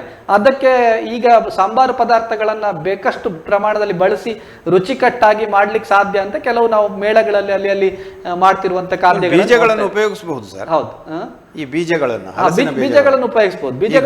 ಗ್ರೇವಿಯನ್ನ ರಿಚ್ ಗ್ರೇವಿಗಳೇನಾಗ್ತಾ ಇದೆ ಈಗ, ಕ್ಯಾಶ್ಯೂ ಬೇಸ್ನ ಬದಲು ಇದನ್ನು ಕೂಡ ಬಳಸ್ಕೊಳ್ಬಹುದು. ಪರ್ಯಾಯವಾಗಿ ಅದರಲ್ಲಿ ಹೇಗೆ ಅದನ್ನ ಬಳಸಬೇಕು ಅನ್ನುವಂತ ಒಂದು ಚಿಂತನೆ ಅಂತ ತಜ್ಞರನ್ನ ಕೇಳಿ ಅವರಿಂದ ಒಂದು ತರಬೇತಿಯನ್ನು ಕೊಡುವಂಥ ಪ್ರಯತ್ನಗಳು ಮುಂದಿನ ದಿನಗಳಲ್ಲಿ ಮಾಡಬೇಕಾಗಿದೆ. ಇಲ್ಲದೇ ಇದ್ದರೆ ಇದಕ್ಕೆ ಹೆಚ್ಚು ಆಕರ್ಷಣೆ ನಾವೇ ಒತ್ತು ಕೊಡದಿದ್ರೆ ಹೊರಗಿನವರು ನಮ್ಮ ಉತ್ಪನ್ನಗಳನ್ನು ಹೇಗೆ ಸ್ವೀಕರಿಸ್ತಾರೆ? ಅವರು ಸ್ವೀಕರಿಸುವ ರೀತಿಯಲ್ಲಿ ನಾವು ಅದನ್ನು ಸಮಾಜದ ಮುಂದಿಡುವಂಥ ಪ್ರಯತ್ನಗಳಾಗಬೇಕಾಗಿದೆ. ಆ ನಿಟ್ಟಿನಲ್ಲಿ ಸಂಘಟನೆ ಮಟ್ಟದಲ್ಲಿ ಕೂಡ ಚಿಂತನೆ ನಡೀತಾ ಇದೆ. ಓಕೆ, ಆಶಾವಾದವಾಗಿತ್ತು ಹಲಸಿನ ಮೇಳಗಳು ಬಹಳ ನಿರಂತರವಾಗಿ ಒಂದು 5 ವರ್ಷಗಳಿಂದ, ಅದು ಕೂಡ ಮಂಗಳೂರನ್ನು ಬಿಟ್ಟರೆ ಕರಾವಳಿಯಲ್ಲಿ ಅತಿ ಹೆಚ್ಚಿನ ಹಲಸು ಮೇಳಗಳು ಆಗ್ತಾ ಇವೆ. ಬಟ್ ಹಲಸು ಮೇಳಗಳು ಒಂದಷ್ಟು ಕೊಡುಗೆಯನ್ನು ನೀಡಿದರೂ ಕೂಡ ಒಂದು ಏಕರೀತಿಯಲ್ಲಿ ನಡೀತಾ ಇದೆ, ಒಂದೇ ಫಾರ್ಮೇಷನ್ನಲ್ಲಿ ನಡೀತಾ ಇದೆ ಅನ್ನುವಂಥ ಒಂದು ಬಹಳ ಬೇಸರದ ಸಂಗತಿ. ಒಂದು ಬದಲಾಗಬೇಕು ಅನ್ನುವಂಥ ನೆಲೆಯಲ್ಲಿ ಕೂಡ, ಅಂದರೆ ಹಲಸಿನ ಬೆಳೆಯ ಸಂವರ್ಧನೆ ಆಗಿ ಕೇವಲ ಜಾತ್ರೆ ಆಗಬಾರ್ದು ಅನ್ನುವಂಥ ಕಲ್ಪನೆ ಕೂಡ ಕೃಷಿಕರದ್ದು ಕೂಡ ಇದೆ. ಈ ಹಿನ್ನೆಲೆಯಲ್ಲಿ ಏನಾದರೂ ಬದಲಾವಣೆಗಳು ಬೇಕಾಗಿರ್ಬೋದಾ? ಈಗಾಗಲೇ ಹಲಸಿನ ಮೇಳಗಳು ಒಂದು ಪ್ರಚಾರ ಮಾಧ್ಯಮಗಳ ಏಕರೀತಿಯಲ್ಲಿ ನಡೀತಾ ಇದೆ. ಹೌದು, ಒಂದು ರೀತಿಯಲ್ಲಿ ಹಲಸಿನ ಬಗ್ಗೆ ಒಂದಿಷ್ಟು ಅವೇರ್ನೆಸ್ ಆಗಿದೆ, ಅವೇರ್ನೆಸ್ ಬಂದಿದೆ. ಖಾದ್ಯಗಳು ಯಾವ ತರದ ಖಾದ್ಯಗಳನ್ನೆಲ್ಲ ಮಾಡ್ಲಿಕ್ಕೆ ಅವಕಾಶ ಇದೆ ಅನ್ನೋದನ್ನ ಬರ್ತಾ ಇದೆ. ಆದ್ರೆ ಇದು ಕೇವಲ ಮಂಗಳೂರು, ಉಡುಪಿ ಈ ಭಾಗಕ್ಕೆ ಅಥವಾ ಶಿವಮೊಗ್ಗ ಭಾಗಕ್ಕೆ ಸೀಮಿತ ಆಗಿದೆ. ಮೊದಲು 1-2 ನಡೀತಾ ಇತ್ತು. ಈಗ ಈ ವರ್ಷ ಸುಮಾರು 15ಕ್ಕೂ ಹೆಚ್ಚು ಹಲಸಿನ ಮೇಳಗಳು ನಡೀತಿದೆ. ಅದು ಮುಖ್ಯ ಕಾರಣ ಅಂತಂದ್ರೆ, ನಾವು ಎಲ್ಲ ಮೇಳಗಳನ್ನ ಶನಿವಾರ ಭಾನುವಾರಕ್ಕೆ ಯೋಚನೆ ಮಾಡ್ತೇವೆ. ಸಾಧಾರಣ ಜೂನ್ ಜುಲೈ 2 ತಿಂಗಳಲ್ಲಿ ಆಗ್ಬೇಕು. ನಮಗೆ ಸುಮಾರು ಒಂದು 8 ಭಾನುವಾರ ಅಥವಾ 7-8 ಭಾನುವಾರಗಳು ಸಿಗ್ತದೆ. ಈ 7-8 ಭಾನುವಾರಗಳಿಗೆ ಸೀಮಿತ ಆಗಿ ಎಲ್ಲ ಕಡೆಗಳಲ್ಲಿ 1-2 ಹಲಸಿನ ಮೇಳಗಳನ್ನು ಮಾಡ್ತಾ ಇದ್ದಾರೆ. ಆದರೆ ಇದು ನಿರಂತರವಾಗಿ ನಡೆಯುವಂಥ ವ್ಯವಸ್ಥೆ ಆಗಬೇಕು. ಈ ಮಂಗಳೂರು ಭಾಗದಲ್ಲಿ ಒಂದು BC ರೋಡ್ನಲ್ಲಿ ಒಂದು ಪಣಸ್ ಅಂತೇಳಿ ಒಂದು ಹಲಸಿನ ಅಂಗಡಿ ಅಂತಿದೆ. ಅಲ್ಲಿ ಹಲಸಿನ ಎಲ್ಲ ಖಾದ್ಯಗಳು ವರ್ಷದ 365 ದಿನಗಳು ಸಿಗ್ತವೆ. ಅವರು ಬೇರೆ ಬೇರೆ ಭಾಗದಿಂದ ಅದನ್ನು ತಂದು ಇಟ್ಟು ಮಾರುಕಟ್ಟೆ ಮಾಡ್ತಿದ್ದಾರೆ. ಅಲ್ಲಿ ಅವರು ಹಲಸಿನಲ್ಲಿ ದೊಡ್ಡ ವ್ಯಾಪಾರ ಮಾಡ್ತಿದ್ದಾರೆ ನನ್ನ ತಿಳುವಳಿಕೆ ಮಟ್ಟಿಗೆ. ಹಾಗೆ ಪ್ರತಿ ಭಾಗದಲ್ಲೂ ಕೂಡ ತಾಲೂಕು ಕೇಂದ್ರಗಳು ಅಲ್ಲಲ್ಲಿ ಈ ಹಲಸಿನ ಉತ್ಪನ್ನಗಳಿಗೆ ಸೀಮಿತವಾದ ಮಳಿಗೆಗಳು ಅಥವಾ ಈ ತರದ ಖಾದ್ಯಗಳನ್ನ ಮಾತ್ರ ಸಿಗುವಂತ ವ್ಯವಸ್ಥೆಗಳು ಅದು ಜನರಿಗೆ ಸಿಗುವಂತಾದ್ರೆ ಸ್ವಲ್ಪ ಪ್ರಚಾರವೂ ಆಗ್ತದೆ. ಅದ್ರ ಜೊತೆಗೆ ಒಂದಷ್ಟು ಹೊಸ ಉತ್ಪನ್ನಗಳ ಮಾರುಕಟ್ಟೆ ಆಗ್ತದೆ. ಈ ಮೇಳಗಳಲ್ಲಿ ನೇರವಾಗಿ ರೈತನಿಗೇನು ದೊಡ್ಡ ಲಾಭ ಆಗದೆ ಇದ್ರೂ ಕೂಡ ಕೆಲವು ಈ ತರದ ಖಾದ್ಯಗಳನ್ನು ತಯಾರಿಸೋರು, ವ್ಯಾಪಾರಿಗಳು, ಅವರಿಗೆ ಸ್ವಲ್ಪ ಇದರಿಂದ ಅನುಕೂಲ ಆಗಿದೆ. ಆದ್ರೆ ರೈತನಿಗೆ ಅನುಕೂಲ ಆಗಬೇಕಾದ್ರೆ ದೊಡ್ಡ ಪ್ರಮಾಣದಲ್ಲಿ ಅವನ ಉತ್ಪನ್ನಗಳು ಅದು ಮಾರುಕಟ್ಟೆಗೆ ಹೋಗ್ಬೇಕು ನೇರವಾಗಿ. ಅಲ್ಲಿವರೆಗೆ ಇದೊಂದು ಪ್ರಚಾರದ ಮಾಧ್ಯಮವಾಗಿ ನಡೀತಾ ಇದೆ. ಇದು ಮೊದಲು ಮಂಗಳೂರು ಭಾಗಕ್ಕೆ ಸೀಮಿತ ಇತ್ತು, ಈಗ ಉಡುಪಿ ಮಂಗಳೂರು ಆಗಿದೆ. ಈ ವರ್ಷ ಶಿವಮೊಗ್ಗ, ಚಿಕ್ಕಮಗಳೂರಿನಲ್ಲೂ ಕೂಡ ಹಲಸಿನ ಮೇಳಗಳು ಪ್ರಾರಂಭ ಆಗಿದೆ ಅಂತ ಕೇಳಿದೆ. ಅಂದ್ರೆ ಸ್ವಲ್ಪ ವಿಸ್ತರಿಸ್ತಾ ಇದೆ. ಇದು ಮಲೆನಾಡಿನಿಂದ ಹೊರಗೊರೆಗೂ ಹಲಸಿನ ಮೇಳಗಳು ಹೋಗ್ಬೇಕು. ಬೆಂಗಳೂರಿಗೆ, ಹುಬ್ಬಳ್ಳಿಗೆ, ಧಾರವಾಡ ಈ ತರ ಬೇರೆ ಬೇರೆ ಜಿಲ್ಲೆಗಳಿಗೆ ಹಲಸಿನ ಮೇಳಗಳು ಹೋದಾಗ ಅಲ್ಲಿನ ಜನರಿಗೆ ಹಲಸಿನ ಉತ್ಪನ್ನಗಳ ಬಗ್ಗೆ ಆಸಕ್ತಿ ಮೂಡಿ ಅವರು ಹಲಸಿನ ಉತ್ಪನ್ನಗಳನ್ನ ಖರೀದಿಸುವಂತೆ, ಅದನ್ನ ಬೇಡಿಕೆ ಸಲ್ಲಿಸುವಂತಾದ್ರೆ ಸ್ವಲ್ಪ ಮಾರುಕಟ್ಟೆ ಬೆಳಿಬೋದು ಅನಿಸ್ತಾ ಇದೆ. ಕರಾವಳಿಯಲ್ಲಿ ರೈತರ ಸಂಖ್ಯೆಯೇ ಕಡಿಮೆಯಾಗ್ತಾ ಇದೆ. ಈ ಹಿನ್ನೆಲೆಯಲ್ಲಿ ಮುಂದಿನ ದಿನಗಳಲ್ಲಿ ಹಲಸು ಮತ್ತು ಮಾವನ್ನು ಪ್ರಮುಖ ತೋಟಗಾರಿಕಾ ಬೆಳೆಯಾಗಿ ಗಂಭೀರವಾಗಿ ತೆಗೆದುಕೊಳ್ಳುವಂಥ ನಿರೀಕ್ಷೆಯನ್ನು ಊಹಿಸಬಹುದೇ? ಖಂಡಿತವಾಗಿ ಕರಾವಳಿಯಲ್ಲಿ ಕೃಷಿ ಕಡಿಮೆ ಆಗ್ತಿದೆ ಒಂದು ವಿಚಾರ ಆದ್ರೂ ಕೂಡ ಜನರು ನಿರಂತರವಾದ ಕಾರ್ಮಿಕರ ಕೊರತೆಯಿಂದಾಗಿ ನಿರಂತರ ಕೃಷಿಗೆ ಆಸಕ್ತಿ ತೋರ್ತಾ ಇಲ್ಲ. ಅಂದ್ರೆ ವರ್ಷದಲ್ಲಿ ಒಂದ್ಸಾರಿ ಕಟಾವು ಬರಬೇಕು, ವರ್ಷದಲ್ಲಿ ಒಂದ್ಸಾರಿ ಅದಕ್ಕೆ ಒಂದು 15 ದಿನ 1 ತಿಂಗಳು ಮಾತ್ರ ನಿರ್ವಹಣೆ ಇರುವಂತಹದ್ದು ಯಾವ್ದಾದ್ರು ಕಾಡು ಕೃಷಿಗಳಿಗೆ ಒತ್ತು ಕೊಡ್ತಾ ಇದ್ದಾರೆ. ಸೊ ಆ ನಿಟ್ಟಿನಲ್ಲಿ ವರ್ಷದ 365 ದಿನವೂ ನಿಮ್ಗೆ ಭತ್ತದ ರೀತಿಯ ಕೆಲಸಗಳಿಗೆ ಜನ ಸಿಗ್ತಾ ಇಲ್ಲ. ಇದರಲ್ಲಿ ಈಗ ಯಾಂತ್ರೀಕರಣ ಇರ್ಬೋದು ಅಥವಾ ಇದಕ್ಕೆ ಸುಲಭದ ವ್ಯವಸ್ಥೆಗಳನ್ನು ನಾವು ಬಳಸ್ಕೊಳ್ಳೋ ದೃಷ್ಟಿಯಿಂದ ಈ ಕಾಡು ಕೃಷಿಗಳಿಗೆ ಹೆಚ್ಚು ಒತ್ತನ್ನು ನಮ್ಮ ಭಾಗದ ರೈತರು ಕೊಡ್ತಾ ಇದ್ದಾರೆ. ಕಾರ್ಮಿಕರ ಕೊರತೆ ಬಹಳ ದೊಡ್ಡ ಸಮಸ್ಯೆ ಇರೋದ್ರಿಂದ ಕಾರ್ಮಿಕರ ಸಮಸ್ಯೆ ಅಥವಾ ಕಾರ್ಮಿಕರ ಅವಲಂಬನೆ ಇಲ್ಲದ ಕೃಷಿಗೆ ರೈತರು ಆಸಕ್ತಿ ತೋರ್ತಾ ಇದ್ದಾರೆ. ಅದಕ್ಕೆ ಒಂದಷ್ಟು ಖಾಲಿ ಬಿಡುವಂಥ ಜಾಗ, ಹಡಿಲು ಬಿದ್ದಂಥ ಭೂಮಿಗಳನ್ನ ಇವುಗಳಲ್ಲೆಲ್ಲವುಗಳಲ್ಲಿ ನಾವು ಈ ರೀತಿಯ ಕಾಡು ಕೃಷಿಯಲ್ಲಿ ಮುಖ್ಯವಾಗಿ ಮಾವು ಹಲಸನ್ನ ಬೆಳಿಬಹುದು. ಇದು ಮತ್ತೆ ಗುಡ್ಡದ ಮೇಲೂ ಬರ್ತದೆ, ಬಯಲು ಗದ್ದೆಗಳಲ್ಲೂ ಬರ್ತದೆ. ಯಾವ್ದು ರೀತಿಯ ಭೂಮಿ ಈ ಭಾಗದಲ್ಲಿ ಇದೆಯೋ ಅವೆಲ್ಲವಕ್ಕೂ ಈ ಒಂದು ಹಲಸು ಮಾವುಗಳು ಸೂಕ್ತ ಇದೆ. ಬಟ್ ಲಾಭದಾಯಕವನ್ನಾಗಿ ಲಾಭದಾಯಕವಾಗಿ ಮಾಡುವಂತ ಕೆಲಸಗಳು ನಮ್ಮೆಲ್ಲರ ಕಡೆಯಿಂದ ಆಗ್ಬೇಕು. ನಾವು ಅದನ್ನ ರೈತರಿಗೆ ಲಾಭದಾಯಕವಾದ ಬೆಳೆ ಆಗೋ ರೀತಿಯಲ್ಲಿ ಮಾರುಕಟ್ಟೆಯನ್ನ, ಮೌಲ್ಯವರ್ಧನೆ ವ್ಯವಸ್ಥೆಗಳನ್ನ ಜೋಡಿಸ್ಕೊಟ್ರೆ ಬಹುಶಃ ಖಾಲಿ ಬಿಟ್ಟ ಜಾಗಗಳಲ್ಲಿ ಎಲ್ಲವನ್ನು ಹಲಸು ಮಾವುಗಳನ್ನು ಹಾಕ್ಲಿಕ್ಕೆ ರೈತರು ಖಂಡಿತ ಮುಂದೆ ಬರ್ತಾರೆ. ಅದಕ್ಕೆ ಒಂದು ಪ್ರಾರಂಭದಲ್ಲೂ ಕೂಡ ಒಂದು 4-5 ವರ್ಷ ಈಲ್ಡ್ ಬರೋದಿಲ್ಲ. ಬೇರೆದೆಲ್ಲ 2 ವರ್ಷ 3 ವರ್ಷಕ್ಕೆ ನಿಮ್ ಫಸಲು ಕೊಟ್ರೆ ಇದೊಂದು 5ರಿಂದ 6 ವರ್ಷದವರೆಗೂ ಸಮಯ ತಗೊಳ್ತದೆ. ಆ ವೇಟಿಂಗ್ ಪೀರಿಯಡ್ ಏನಿದೆ ಅದಕ್ಕೆ ಅವನಿಗೆ ಸ್ವಲ್ಪ ಆಸಕ್ತಿ ಕಡಿಮೆ ಆಗ್ತದೆ. ಅದಕ್ಕೆ ಅವರಿಗೆ ಪೂರಕವಾದ ವ್ಯವಸ್ಥೆಗಳು ಮಧ್ಯದಲ್ಲಿ ಹಲಸಿನ ಗಿಡಗಳನ್ನು ನೆಟ್ಟಾಗ ಮಧ್ಯದಲ್ಲಿ ಯಾವ್ದಾದ್ರು ಸಣ್ಣ ಪುಟ್ಟ ತರಕಾರಿಗಳು ಮಧ್ಯ ಅಂತರ್ ಬೆಳೆಗಳು ಇದನ್ನು ಬೆಳೆಯೋ ರೀತಿಯಲ್ಲಿ, ಈಗ ಅಡಿಕೆ ತೋಟ ಮಾಡುವ ಮೊದಲಿಗೆ ಬಾಳೆ ತೋಟ ಹಾಕೊಳ್ತೇವೆ. ಬಾಳೆ ಎಲ್ಲ ಅಡಿಕೆ ಬೆಳೆದ ಮೇಲೆ ಬಾಳೆಯನ್ನು ಕಡಿತೇವೆ. ಹಾಗೆ ಈ ಹಲಸನ್ನು ಬೆಳೆಯುವ ಮಧ್ಯದಲ್ಲಿ ಅಂತರ್ ಬೆಳೆಯಾಗಿ ಒಂದಷ್ಟು ಬೆಳೆಗಳನ್ನು ಬೆಳೆದು ಆ ಫಸಲು ಬರುವವರೆಗೆ ಇದನ್ನ ಅಂತರ್ ಬೆಳೆಗಳಿಂದ ಆದಾಯ ಸಿಗುವಂತಾಗಬೇಕು. ಆಮೇಲೆ ಫಸಲು ಬಿಡುವ ಹಂತದಲ್ಲಿ ಅದರಿಂದ ಆದಾಯ ಸಿಗುವಂತಾಗಬೇಕು. ಜೊತೆಗೆ ಇನ್ನೊಂದು ನಮ್ಮ ಸವಾಲಾಗಿರುವಂಥದ್ದು ಕಾಡು ಪ್ರಾಣಿಗಳ ಸಮಸ್ಯೆ. ಈ ಭಾಗದಲ್ಲಿ ಎಲ್ಲ ಕೃಷಿಕರು ಕೃಷಿಯಿಂದ ಹಿಂದೆ ಹೋಗ್ತಾ ಇರೋದು ಕಾಡು ಪ್ರಾಣಿಗಳಿಂದಾಗಿ. ಈ ಕಾಡು ಪ್ರಾಣಿಗಳ ಉಪಟಳದಲ್ಲಿ ಹಲಸಿಗೆ ಮಾವಿಗೆ ಮಂಗಗಳ ಸಮಸ್ಯೆ ದೊಡ್ಡ ಪ್ರಮಾಣದಲ್ಲಿದೆ. ಅದನ್ನು ಒಂದು ಸ್ವಲ್ಪ ನಿಯಂತ್ರಿಸುವ ವ್ಯವಸ್ಥೆಗಳು ಕೂಡ ನಮ್ಮ ಮಟ್ಟದಲ್ಲಿ ಸರ್ಕಾರಗಳು ಸಂಘಟನೆಗಳು ಸೇರ್ಕೊಂಡು ಮಾಡಿದಾಗ ಆಗ ಇದಕ್ಕೂ ಪರಿಹಾರ ಸಿಗ್ಬೋದು. ರೈತ ಖಂಡಿತ ಅದರಲ್ಲಿ ಆಸಕ್ತಿ ತೋರ್ಬೋದು ಅನಿಸ್ತಾ ಇದೆ. ಬಟ್ ಭವಿಷ್ಯ ಇದೆ ಈ ಎರಡು ಬೆಳೆಗಳಿಗೆ ಖಂಡಿತವಾಗಿ. ಕರಾವಳಿ ಪ್ರದೇಶದಲ್ಲಿ ಖಂಡಿತವಾಗಿ ಮಲೆನಾಡು ಕರಾವಳಿಗೆ ಸೂಕ್ತವಾದ ಇನ್ನೊಂದು ಪರ್ಯಾಯ ಬೆಳೆಗಳಲ್ಲಿ ಈಗ ಅಡಿಕೆ ಮಾರುಕಟ್ಟೆ ಚೆನ್ನಾಗಿದೆ, ಅದು ನಡೀತದೆ ಅನ್ನೋ ನಂಬಿಕೆಯಲ್ಲಿದ್ದೇವೆ. ಆದ್ರೆ ಆ ಮಾರುಕಟ್ಟೆ ಸ್ಥಿರತೆ ಕಳೆದುಕೊಂಡ್ರೆ, ಅದರ ಬೆಲೆಯಲ್ಲಿ ಏರುಪೇರಾದ್ರೆ ಆಗ ಒಂದಷ್ಟು ರೈತರು ಹತಾಶರಾಗ್ತಾರೆ. ಹಾಗೆ ಈಗ ತೆಂಗಿಗೆ ಪುನಃ ಬೆಲೆ ಬಂದಿದೆ. ತೆಂಗು ನಾವೆಲ್ಲ ಹತಾಶರಾಗಿ ತೆಂಗು ಬೆಳೆಯೋದನ್ನು ಒಂದು ಹತ್ತು ಮಟ್ಟದಲ್ಲಿ ಆಸಕ್ತಿಯನ್ನು ಕಳೆದುಕೊಂಡಿದ್ವಿ. ಯಾವುದೇ ರೀತಿಯಲ್ಲಿ ಅದಕ್ಕೆ ಮೇಂಟೆನೆನ್ಸ್ ಇಲ್ಲ, ಗೊಬ್ಬರ ಇಲ್ಲ, ಆ ತರದ ಹಂತಕ್ಕೆ ಬಂದಿದ್ವಿ. ಸಹಜವಾಗಿ ತೆಂಗನ್ನು ಬೆಳೆಯೋ ಪದ್ಧತಿಗೆ ಬಂದಾಗಿತ್ತು. ಈಗ ಬೆಲೆ ಬರ್ತಾ ಇರೋದ್ರಿಂದ ಪುನಃ ರೈತರು ಅದಕ್ಕೆ ಗೊಬ್ಬರ ಹಾಕೋದು, ಅದಕ್ಕೆ ಫರ್ಟಿಲೈಸರ್ ಕೊಟ್ಟು ನಿರ್ವಹಣೆ ಮಾಡೋದಕ್ಕೆ ಮುಂದಾಗ್ತಾ ಇದ್ದಾರೆ. ಸೊ ಹೀಗೆ ಬೆಲೆ ಬಂದಾಗ ಅದರ ಬಗ್ಗೆ ಖಂಡಿತ ರೈತ ಆಸಕ್ತಿ ತೋರ್ತಾನೆ. ಅದಕ್ಕೆ ಪರಿಹಾರ ಸಮಸ್ಯೆಗಳು ಏನೇನು ಸಮಸ್ಯೆಗಳಿದೋ ಆ ಸಮಸ್ಯೆಗಳಿಗೆ ಕೂಡ ಪರಿಹಾರವನ್ನು ಹುಡುಕೊಂಡು ಅವನು ಕೆಲಸ ಮಾಡ್ತಾನೆ ಅನ್ನೋದು ನನ್ನ ಅನಿಸಿಕೆ.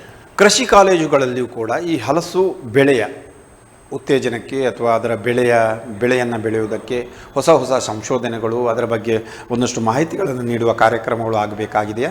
ಮತ್ತು ಈ ಸಬ್ಜೆಕ್ಟನ್ನು ಕೂಡ ಅಳವಡಿಸಬೇಕಲ್ಲ? ಖಂಡಿತ. ಈ ಕೃಷಿಯಲ್ಲಿ ಬೇರೆ ಬೇರೆ ಕೃಷಿಗಳ ಜೊತೆಗೆ ಈ ಕಾಡು ಕೃಷಿ ಅಥವಾ ನೈಸರ್ಗಿಕ ಕೃಷಿ ಅಥವಾ ನಾವು ಅರಣ್ಯ ಕೃಷಿ ಏನೇನು ಬೇರೆ ಬೇರೆ ಎಲ್ಲ ಇದೆ, ಇಂಥ ವಿಧಾನಗಳ ಸಹಜವಾಗಿ ರೈತರಿಗೆ ಆದಾಯ ಕೊಡುವಂತ ಕೃಷಿಗಳ ಬಗ್ಗೆ ಹೆಚ್ಚು ಅವೇರ್ನೆಸ್ ಅನ್ನ ತರಬೇಕಾಗಿದೆ. ಈಗಾಗಲೇ ಈಗ ಸಬ್ಜೆಕ್ಟ್ ಇದೆಯಾ ಹಲಸಿದ್ದು? ಇಲ್ಲ, ಆ ತರದ ಯಾವುದೇ ನನ್ನ ತಿಳುವಳಿಕೆ ಮಟ್ಟಿಗೆ ಯಾವುದೇ ಹಲಸಿನ ಸಬ್ಜೆಕ್ಟ್ಗಳು ಇಲ್ಲ. ಯಾವುದೇ ತೋಟಗಾರಿಕೆ ಇಲಾಖೆಯಲ್ಲೂ ಕೂಡ ಅದ್ರ ಬಗ್ಗೆ ಸಂಶೋಧನೆಗಳಿಲ್ಲ, ಕೇವಿಕೆಗಳಲ್ಲೂ ಸಂಶೋಧನೆಗಳಿಲ್ಲ. ಆ ನಿಟ್ಟಿನಲ್ಲಿ ಆಗ್ಬೇಕಾಗಿದೆ. ಆದ್ರೆ ಈ ಬಗ್ಗೆ ಏನಾದ್ರೂ ತಾವು ಮನವಿ ಕೊಟ್ಟಿದ್ದೀರಾ ಕಿಸಾನ್ ಸಂಘ? ಹಿಂದೆ ಕೊಟ್ಟಿದ್ದೀವಿ.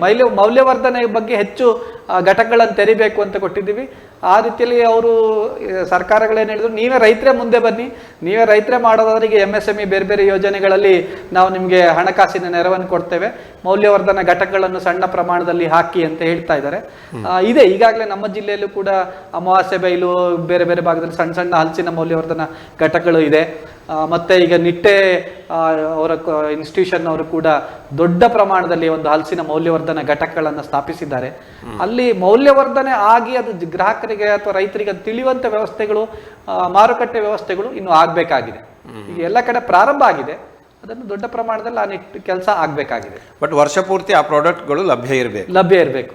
ಅದ್ರ ಒಂದು ಇದು ಸೀಸನಲ್ ಪ್ರಾಡಕ್ಟ್ ಅಂತ ಹೇಳ್ತೀವಿ. ಒಂದು 3-4 ತಿಂಗಳಿಗೆ ಸೀಮಿತ ಆಗದೆ ವರ್ಷದ ಎಲ್ಲ ತಿಂಗಳಲ್ಲೂ ಅದು ಲಭ್ಯ ಇರುವಂತಾದ್ರೆ ಆದಷ್ಟು ಮಾರುಕಟ್ಟೆಗಳನ್ನು ಸ್ಥಿರವಾಗಿ ಉಳಿಸ್ಕೊಳ್ಲಿಕ್ಕಾಗ್ತದೆ.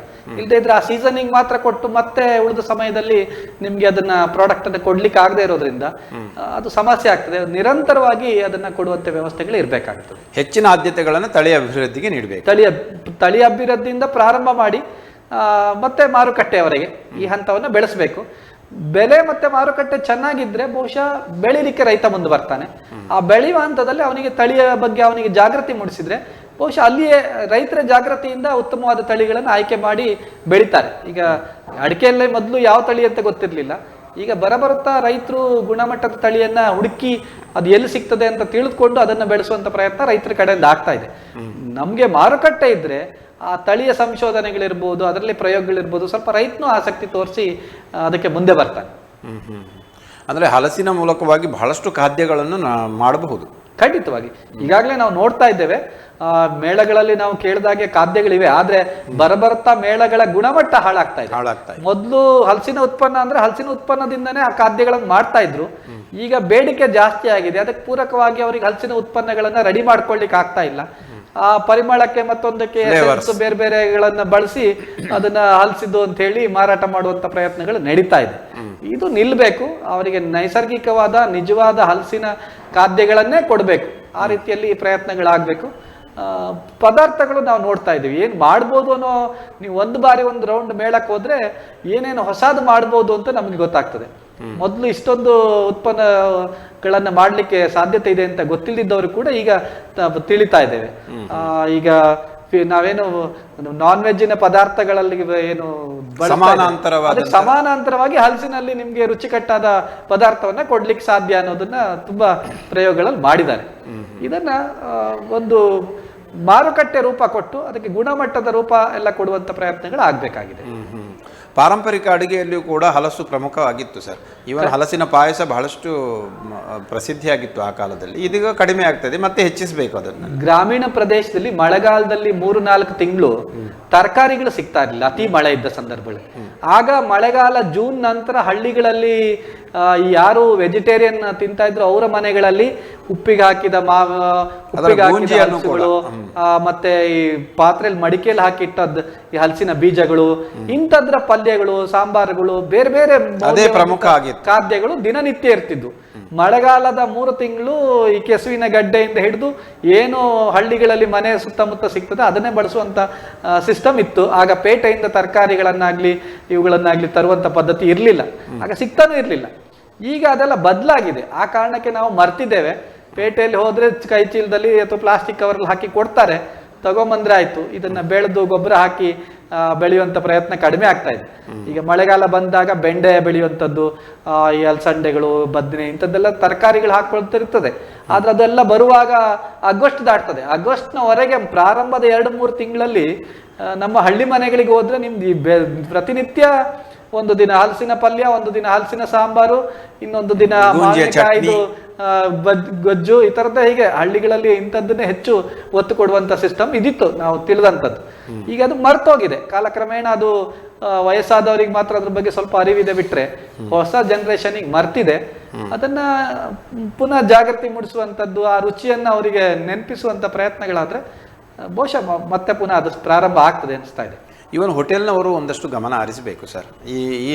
ಈ ಸಂದರ್ಭದಲ್ಲಿ ಹಲಸಿನ ವಿಶಿಷ್ಟ ಖಾದ್ಯಗಳನ್ನು ತಯಾರಿಸಿ ಒಂದಷ್ಟು ಕ್ಯಾಚಿ ನೇಮ್ಗಳನ್ನಿಟ್ಟರೆ ಖಂಡಿತವಾಗಿ ಆಕರ್ಷಿಸಬಹುದು. ಅದೇ ನೀವು ಹಲಸಿನ ಗಟ್ಟಿ ಅಂತ ಹೇಳಿದರೆ ಜನ ಒಂದಷ್ಟು ಹಿಂದೆ ಹೋಗ್ತಾರೆ, ಅದೇ ಮುಲ್ಕ ಅಂತ ಹೇಳಿದರೂ ಕೂಡ ಹಿಂದೆ. ಅದಕ್ಕೆ ಏನಾದರೂ ರೀನೇಮಗಳನ್ನು ಕೊಟ್ಟು ಏನಾದರೂ ಮಾಡಬಹುದು ಅನ್ನೋದು ನಮ್ಮ ಅಭಿಪ್ರಾಯ. ಖಂಡಿತ ಆ ಚಿಂತನೆಗಳು ಒಂದು ಬಾರಿ ಜನರಿಗೆ ಆಸಕ್ತಿ ಮೂಡ್ತದೆ. ಯಾಕಂದ್ರೆ ಇದೊಂದು ಟೂರಿಸಂ ಪ್ರಸಿದ್ಧವಾದಂತಹ ಸ್ಥಳ. ಇವನ್ ಆಲ್ ಸೀಸನ್ ಅಲ್ಲದಿದ್ರು ಈ ಸೀಸನ್ ಅಲ್ಲಾದ್ರೂ ಒಂದಷ್ಟು ಮಾಡಬಹುದು. ಅವಕಾಶಗಳಿವೆ. ಜನರ ಆಸಕ್ತಿಯಿಂದ ಅದರ ಬಗ್ಗೆ ಈ ಸಂಶೋಧನೆಗಳಿಗೆ ಕೈ ಹಾಕಬೇಕು. ಮತ್ತೆ ಈಗ ನಾವು ಅಲ್ಲಲ್ಲಿ ನೋಡ್ತಾ ಇದ್ದೇವೆ, ಕೆಲವು ಹೋಟೆಲ್ಗಳಲ್ಲಿ ಹಲಸಿನ ಕೊಟ್ಟೆ ಕಡುಬುಗಳು, ಹಲಸಿನ ಇದ್ರದ್ದು ನೀವು ಹೇಳ್ದಾಗೆ ಗಟ್ಟಿಗಳು, ಇದೆಲ್ಲ ಸಿಗ್ಲಿಕ್ಕೆ ಶುರುವಾಗಿದೆ. ಮೊದಲು ಹೋಟೆಲ್ಗಳಲ್ಲಿ ಗಟ್ಟಿ ಎಷ್ಟು ಆಕರ್ಷಕ ಆಗಿದೆ, ಬಟ್ ನೇಮ್ ಅಷ್ಟೊಂದು ಆಕರ್ಷಕ ಆಗಿದೆ. ನೇಮ್ಗಳು ಈಗಿನ ಆಧುನಿಕ ಜನರಲ್ಲಿ ಏನಾಗಿದೆ ಅಂದ್ರೆ ಈ ಹೆಸರು ಕೂಡ ಆಕರ್ಷ ಆಗಬೇಕು. ಕಲರ್ ಅಂತೂ ಗಟ್ಟಿಯ ಕಲರ್ ಅನ್ನ ಯಾರು ಕೂಡ ಅನುಸರಿಸುವಂತಿಲ್ಲ. ಅದಕ್ಕೆ ಶೇಪ್ ಇರ್ಬೋದು. ಮೊದಲೆಲ್ಲ ಆ ಎಲೆಗಳಲ್ಲಿ ಹಲಸಿನ ಎಲೆ, ಹೆಬ್ಬಲ್ಸಿನ ಎಲೆ ಎಲ್ಲ ಹಾಕಿ ಗಟ್ಟಿ ಮಾಡ್ತಿದ್ರು. ಈಗ ಅದಕ್ಕೂ ಒಂದು ಶೇಪ್ ಕೊಡ್ಬೇಕು. ನೀವು ಚಂದವಾದ ಶೇಪ್ ಕೊಟ್ಟು, ಅದಕ್ಕೊಂದು ಬಣ್ಣ ಕೊಟ್ಟು, ಅದಕ್ಕೊಂದು ಒಳ್ಳೆಯ ಪರಿಮಳ ರುಚಿಗಳನ್ನು ಕೊಟ್ಟು, ಈ ತರದ ಹೊಸ ಹೊಸ ತಾಂತ್ರಿಕತೆಯನ್ನ ಬಳಸಿ ಅದಕ್ಕೆ ಏನಂದ್ರೆ ಅವಶ್ಯಕತೆಗಳಿಗೆ ಅನುಗುಣವಾಗಿ ಸಂಶೋಧನೆಗಳು ಪ್ರಾರಂಭ ಆಗ್ತದೆ. ಈ ನಿಟ್ಟಿನಲ್ಲಿ ಸ್ವಲ್ಪ ಕೈ ಜೋಡಿಸುವಂತ ಸಮಾನ ಸಂಸ್ಥೆಗಳು ಕೈ ಹಾಕಿದ್ರೆ ಅವರಿಗೆ ಈಗ ಎಲ್ಲ ಸಂಘಟನೆಗಳಿರ್ಬೋದು, ಇಲಾಖೆಗಳು ಒಟ್ಟಾಗಿ ಹೋಟೆಲ್ ಉದ್ಯಮದವರು, ಪ್ರವಾಸೋದ್ಯಮದವರಿಗೆ ಒಂದಷ್ಟು ಚಿಂತನ ಮಂಥನ ಆಗಬೇಕು. ಅವ್ರ ಜೊತೆ ಒಂದು ಸಂವಾದ ಮಾಡಿ ಮಳೆಗಾಲದಲ್ಲಿ ಒಂದು 4-5 ತಿಂಗಳು ಈ ಜಿಲ್ಲೆಗೆ ಬರುವವರಿಗೆಲ್ಲ ಹಲಸಿನ ಪರಿಚಯ ಆಗ್ಬೇಕು. ಹಲಸಿನ ಉತ್ಪನ್ನ ಉಡುಪರವರೇ, ಒಂದು ಹಿರಿಯಡ್ಕದಲ್ಲಿಯ ಹಲಸು ಮೇಳದಲ್ಲಿ ನಮ್ಮ ಪ್ರತಿಷ್ಠಿತ ಈ ಹೋಟೆಲ್ ಮ್ಯಾನೇಜ್ಮೆಂಟ್ ಕಾಲೇಜ್ ಏನಿದೆ ಮಣಿಪಾಲದಲ್ಲಿ, Welcomgroup graduate school of hotel administration, ಒಂದು ಬಹಳ ವಿಶಿಷ್ಟವಾದಂಥ ಆಹಾರಗಳನ್ನು ಕೂಡ ಮಾಡಿತ್ತು. ನಾವು ಒಂದೇ ಏಕರೀತಿಯಲ್ಲಿ ಇರಲಿಲ್ಲ. ಅದರ ಹಲಸಿನದ್ದು ಬೀಜದ್ದು ಏನೆಲ್ಲ ತುಂಬ ಬಹಳ ವೆರೈಟಿಯನ್ನು ಕೊಟ್ಟು, ಬಟ್ ಅದು ಮುಂದುವರಿಲಿಲ್ಲ. ಈ ಹಿನ್ನೆಲೆಯಲ್ಲಿ ವಾಕ್ಷಾದೊಂದಿಗೆ ಇಂಥ ಬೇರೆ ಬೇರೆ ಹೋಟೆಲ್ ಉದ್ಯಮದೊಂದಿಗೆ ಒಂದಷ್ಟು ಚಿಂತನ ಮಂಥನ ಮಾಡಿ ಹೊಸ ಹೊಸ ಖಾದ್ಯಗಳನ್ನು ಸೃಷ್ಟಿಸುವುದರಿಂದ ಹಲಸಿನ ಬೆಳೆಗೂ ಕೂಡ ಒಂದಷ್ಟು ಉತ್ತಮವಾದಂಥ ಬೆಲೆ ಬರಬಹುದು. ಈ ಹಿನ್ನೆಲೆಯಲ್ಲಿ ಒಂದಷ್ಟು ಕೆಲಸಗಳು ಆಗಬೇಕು. ಅದರಲ್ಲಿ ಇನ್ನೂ ಒಂದು ಅವರಿಗೂ ಒಂದು ಸಮಸ್ಯೆ ಉದ್ಭವಿಸ್ತಾ ಇದೆ ಅಂತ ಕೇಳಿದ್ರೆ, ಅವ್ರಿಗೆ ಬೇಕಾದ ರಾ ಮೆಟೀರಿಯಲ್, ಈಗ ಹಲಸಿನ ಏನಿದೆ ಪದಾರ್ಥಗಳನ್ನು ಮಾಡಿ ಬೇಕಾದ ಹಲಸಿನ ಇದನ್ನ ಸಮಯಕ್ಕೆ ಸರಿಯಾಗಿ ಗುಣಮಟ್ಟದವರಿಗೆ ತಲುಪಿಸ್ಲಿಕ್ಕೆ ಆಗ್ತಾ ಇಲ್ಲ. ಅದು ಕೆಲವೊಂದು ಸಂಗ್ರಹಣೆ ಮಾಡಿ ಈ ತರದನ್ನ ಪ್ರಾರಂಭಿಸ್ತಾರೆ, ಆದ್ರೆ ನಿರಂತರವಾಗಿ ಉಳಿಸ್ಕೊಳ್ಳೋ ದೃಷ್ಟಿನಲ್ಲಿ ಅವರಿಗೆ ಸರಬರಾಜು ಆಗ್ಬೇಕು. ಈ ಒಂದು ಚೈನ್ ಅನ್ನು ಕೂಡ ನಾವು ಡೆವಲಪ್ ಮಾಡಿ ಒಂದು ಔಟ್ಲೆಟ್ ಇರಬೇಕು, ಹಲಸಿನ ರಾ ಮೆಟೀರಿಯಲ್ಸ್.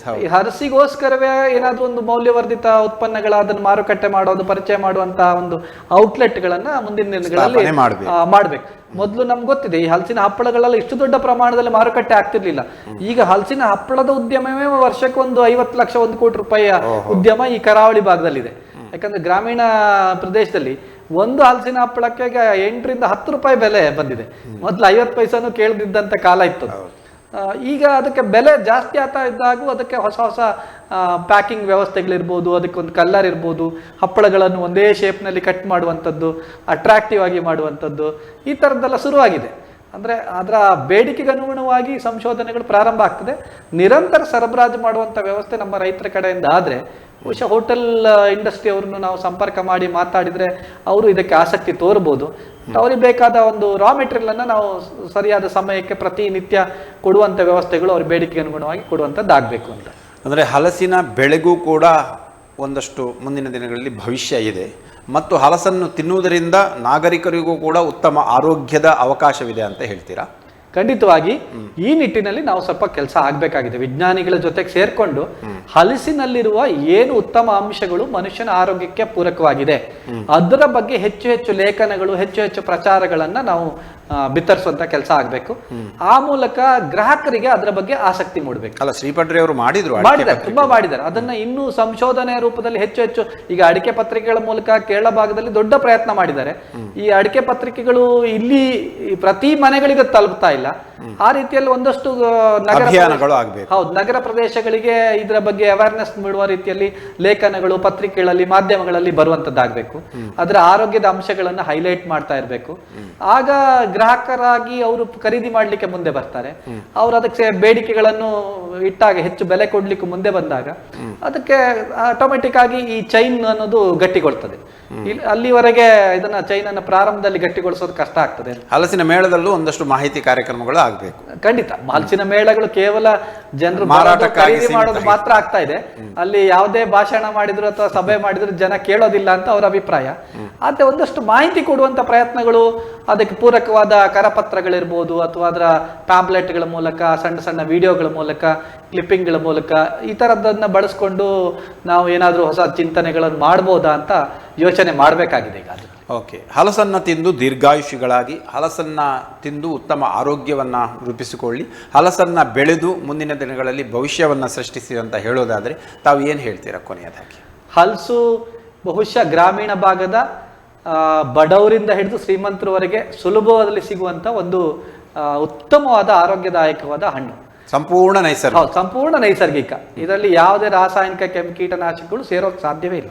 ಇಂಥ ಒಂದು ಉತ್ತಮವಾದ ನೈಸರ್ಗಿಕ ಹಣ್ಣನ್ನು ನಾವು ಕಳೆದುಕೊಳ್ತಾ ಇದ್ದೀವಿ. ಅದರ ಮೌಲ್ಯವನ್ನು ಕಳೀತಾ ಇದ್ದೀವಿ. ಅದನ್ನು ಉಪಯೋಗಿಸಿದ್ರ ಜೊತೆಗೆ, ಅದಕ್ಕೆ ಮೌಲ್ಯವರ್ಧನೆ ಮಾಡೋದ್ರ ಜೊತೆಗೆ ನಮ್ಮ ಆರೋಗ್ಯಕ್ಕೂ ಉತ್ತಮವಾದ ಹಣ್ಣನ್ನು ಬಳಸುವಂಥ ಪ್ರಯತ್ನಗಳು ಆಗಬೇಕು. ಆ ನಿಟ್ಟಿನಲ್ಲಿ ಜನರು ಹಲಸಿನ ಉತ್ಪನ್ನಗಳ ಖರೀದಿಗೆ ಮುಂದಾಗಬೇಕು. ಮತ್ತು ರೈತರು ಈ ನಿಟ್ಟಿನಲ್ಲಿ ಚಿಂತನೆಗಳನ್ನು ಮಾಡಿ ಅದಕ್ಕೆ ಬೇಕಾದ ತಳಿಗಳ ಅಭಿವೃದ್ಧಿ ಇರ್ಬೋದು, ಅದರ ಮೌಲ್ಯವರ್ಧನೆ ಇರ್ಬೋದು, ಈ ನಿಟ್ಟಿನಲ್ಲಿ ಕೆಲಸಗಳನ್ನು ನಾವೆಲ್ಲ ಕೂಡಿ ಸೇರಿ ಮಾಡಬೇಕಾಗಿದೆ ಅಂತ ಹೇಳಿಕ್ಕೆ ಬಯಸ್ತೇನೆ. ಓಕೆ, ಸರಿ. ಕಾರ್ಯಕ್ರಮದಲ್ಲಿ ಭಾಗವಹಿಸಿದಂಥ ಮಾನ್ಯ ಉಡುಪಾರವರೇ, ತಮ್ಮ ಆಶಯಗಳು ಈಡೇರಲಿ ಮತ್ತು ತಮ್ಮ ಕಿಸಾನ್ ಸಂಘದ ಮೂಲಕ ಈ ಹಲಸಿನ ಬೆಳೆಯ ಅಭಿವೃದ್ಧಿಯಲ್ಲಿ ಮತ್ತು ಹಲಸಿನ ಬೆಳೆಯ ಮೌಲ್ಯವರ್ಧನೆ ಮತ್ತು ಸಂವರ್ಧನೆ ಮತ್ತು ಸಂಸ್ಕರಣೆಯಲ್ಲಿ ಒಂದಷ್ಟು ಕೆಲಸಗಳು ಆಗಬಹುದು ಅನ್ನುವಂಥ ನಿರೀಕ್ಷೆಯಲ್ಲಿ ರೈತರು ಕೂಡ ಇದ್ದಾರೆ. ಮುಂದಿನ ದಿನಗಳಲ್ಲಿ ತಮ್ಮ ಪ್ರಯತ್ನಕ್ಕೆ ನಾವು ಶುಭ ಹಾರೈಸ್ತಾ ಇದ್ದೇವೆ. ಮತ್ತು ಹಲಸು ಅನ್ನುವಂಥ ನೈಸರ್ಗಿಕ ಆಹಾರ ಎಲ್ರಿಗೂ ಕೂಡ ಲಭ್ಯವಾಗಲಿ ಮತ್ತು ಎಲ್ಲರೂ ಕೂಡ ಆ ನೈಸರ್ಗಿಕ ಆಹಾರವನ್ನು ಅನುಸರಿಸಲಿ ಅನ್ನೋದೇ ನಮ್ಮ ಒಂದು ರೀತಿಯ ಆಶಯ. ಈ ಹಿನ್ನೆಲೆಯಲ್ಲಿ ಭಾಗವಹಿಸಿದಂಥ ತಮಗೆ ನಮ್ಮ ವಾಹಿನಿಯ ಪರವಾಗಿ ಹಾಗೂ ವೀಕ್ಷಕ ಬಾಂಧವರೆಲ್ಲರ ಪರವಾಗಿ ಹೃತ್ಪೂರ್ವಕವಾದಂಥ ಧನ್ಯವಾದಗಳು. ನಮಸ್ಕಾರ. ವೀಕ್ಷಕರೇ, ತಮಗೂ ಕೂಡ ಧನ್ಯವಾದಗಳು. ಹಲಸಿನ ಬೆಳೆಯನ್ನು ಮತ್ತು ಹಲಸನ್ನು ಯಾವತ್ತೂ ಕೂಡ ನಿರ್ಲಕ್ಷ್ಯ ಮಾಡಬೇಡಿ. ಈಗಲೇ ನಾವು ಬಾರಿ ಪುನರುಚ್ಚರಿಸಿದಂತೆ ಇದು ಸಂಪೂರ್ಣವಾದಂಥ ನೈಸರ್ಗಿಕವಾದಂಥ ಆಹಾರ. ಆದ್ದರಿಂದ ಅದನ್ನು ಬಳಸಿ. ಹಿಂದಿನ ದಿನಗಳಲ್ಲಿ ಜನರು ಇದನ್ನೇ ಹೆಚ್ಚಾಗಿ ಬಳಸಿಕೊಂಡು ದೀರ್ಘಾಯುಷಿಗಳಾಗಿದ್ದಾರೆ. ತಾವು ಕೂಡ ಈ ಹಲಸನ್ನು ಉಪಯೋಗಿಸಿಕೊಂಡು ದೀರ್ಘಾಯುಷಿಗಳಾಗಿ. ಹಿಂದೆ ತಾವು ಗಮನಿಸ್ಬೋದು, ಅಲ್ಲಲ್ಲಿ ಕಾಡಲ್ಲಿ ಈ ನೇರಳೆ ಹಣ್ಣುಗಳು ಸಿಗ್ತಾ ಇತ್ತು. ಅದನ್ನು ನೈಸರ್ಗಿಕವಾಗಿ ಎಲ್ಲರೂ ಕೂಡ ಬಳಸ್ಕೊಳ್ತಾ ಇದ್ದರು. ಈಗ ಜನರು ಅದು ಸಿಕ್ಕರೂ ಕೂಡ ಅದನ್ನು ಬಳಸಿದೆ. ಇಲ್ಲಿ ಬಹಳಷ್ಟು ಕೆ ಜಿಗೆ 60-80 ರೂಪಾಯಿ ಕೊಟ್ಟು ಕೂಡ ಕಾಲು ಕೆ ಜಿಗೆ 60-80 ರೂಪಾಯಿ ತೆತ್ತು ಅದನ್ನು ತೆಗೆದುಕೊಳ್ತಾ ಇದ್ದಾರೆ. ಮುಂದಿನ ದಿನಗಳಲ್ಲಿ ಹಲಸಿಗೂ ಕೂಡ ಆ ಬೆಲೆ ಬರಬಹುದು. ಆದ್ದರಿಂದ ಹಲಸಿನ ಬೆಳೆಯನ್ನೂ ಕೂಡ ಹೆಚ್ಚೆಚ್ಚು ಮಾಡುವಂಥ ಪ್ರಯತ್ನವನ್ನೂ ಕೂಡ ಮಾಡಿ ಅನ್ನುವಂಥ ನಿವೇದನೆಯನ್ನು ಮಾಡಿಕೊಳ್ತಾ ಕಾರ್ಯಕ್ರಮವನ್ನು ಮುಗಿಸ್ತಾ ಇದ್ದೇವೆ. ಮತ್ತೆ ಭೇಟಿಯಾಗೋಣ ಮುಂದಿನ ವಾರ. ಅಲ್ಲಿವರೆಗೆ ನಮಸ್ಕಾರ, ಧನ್ಯವಾದ.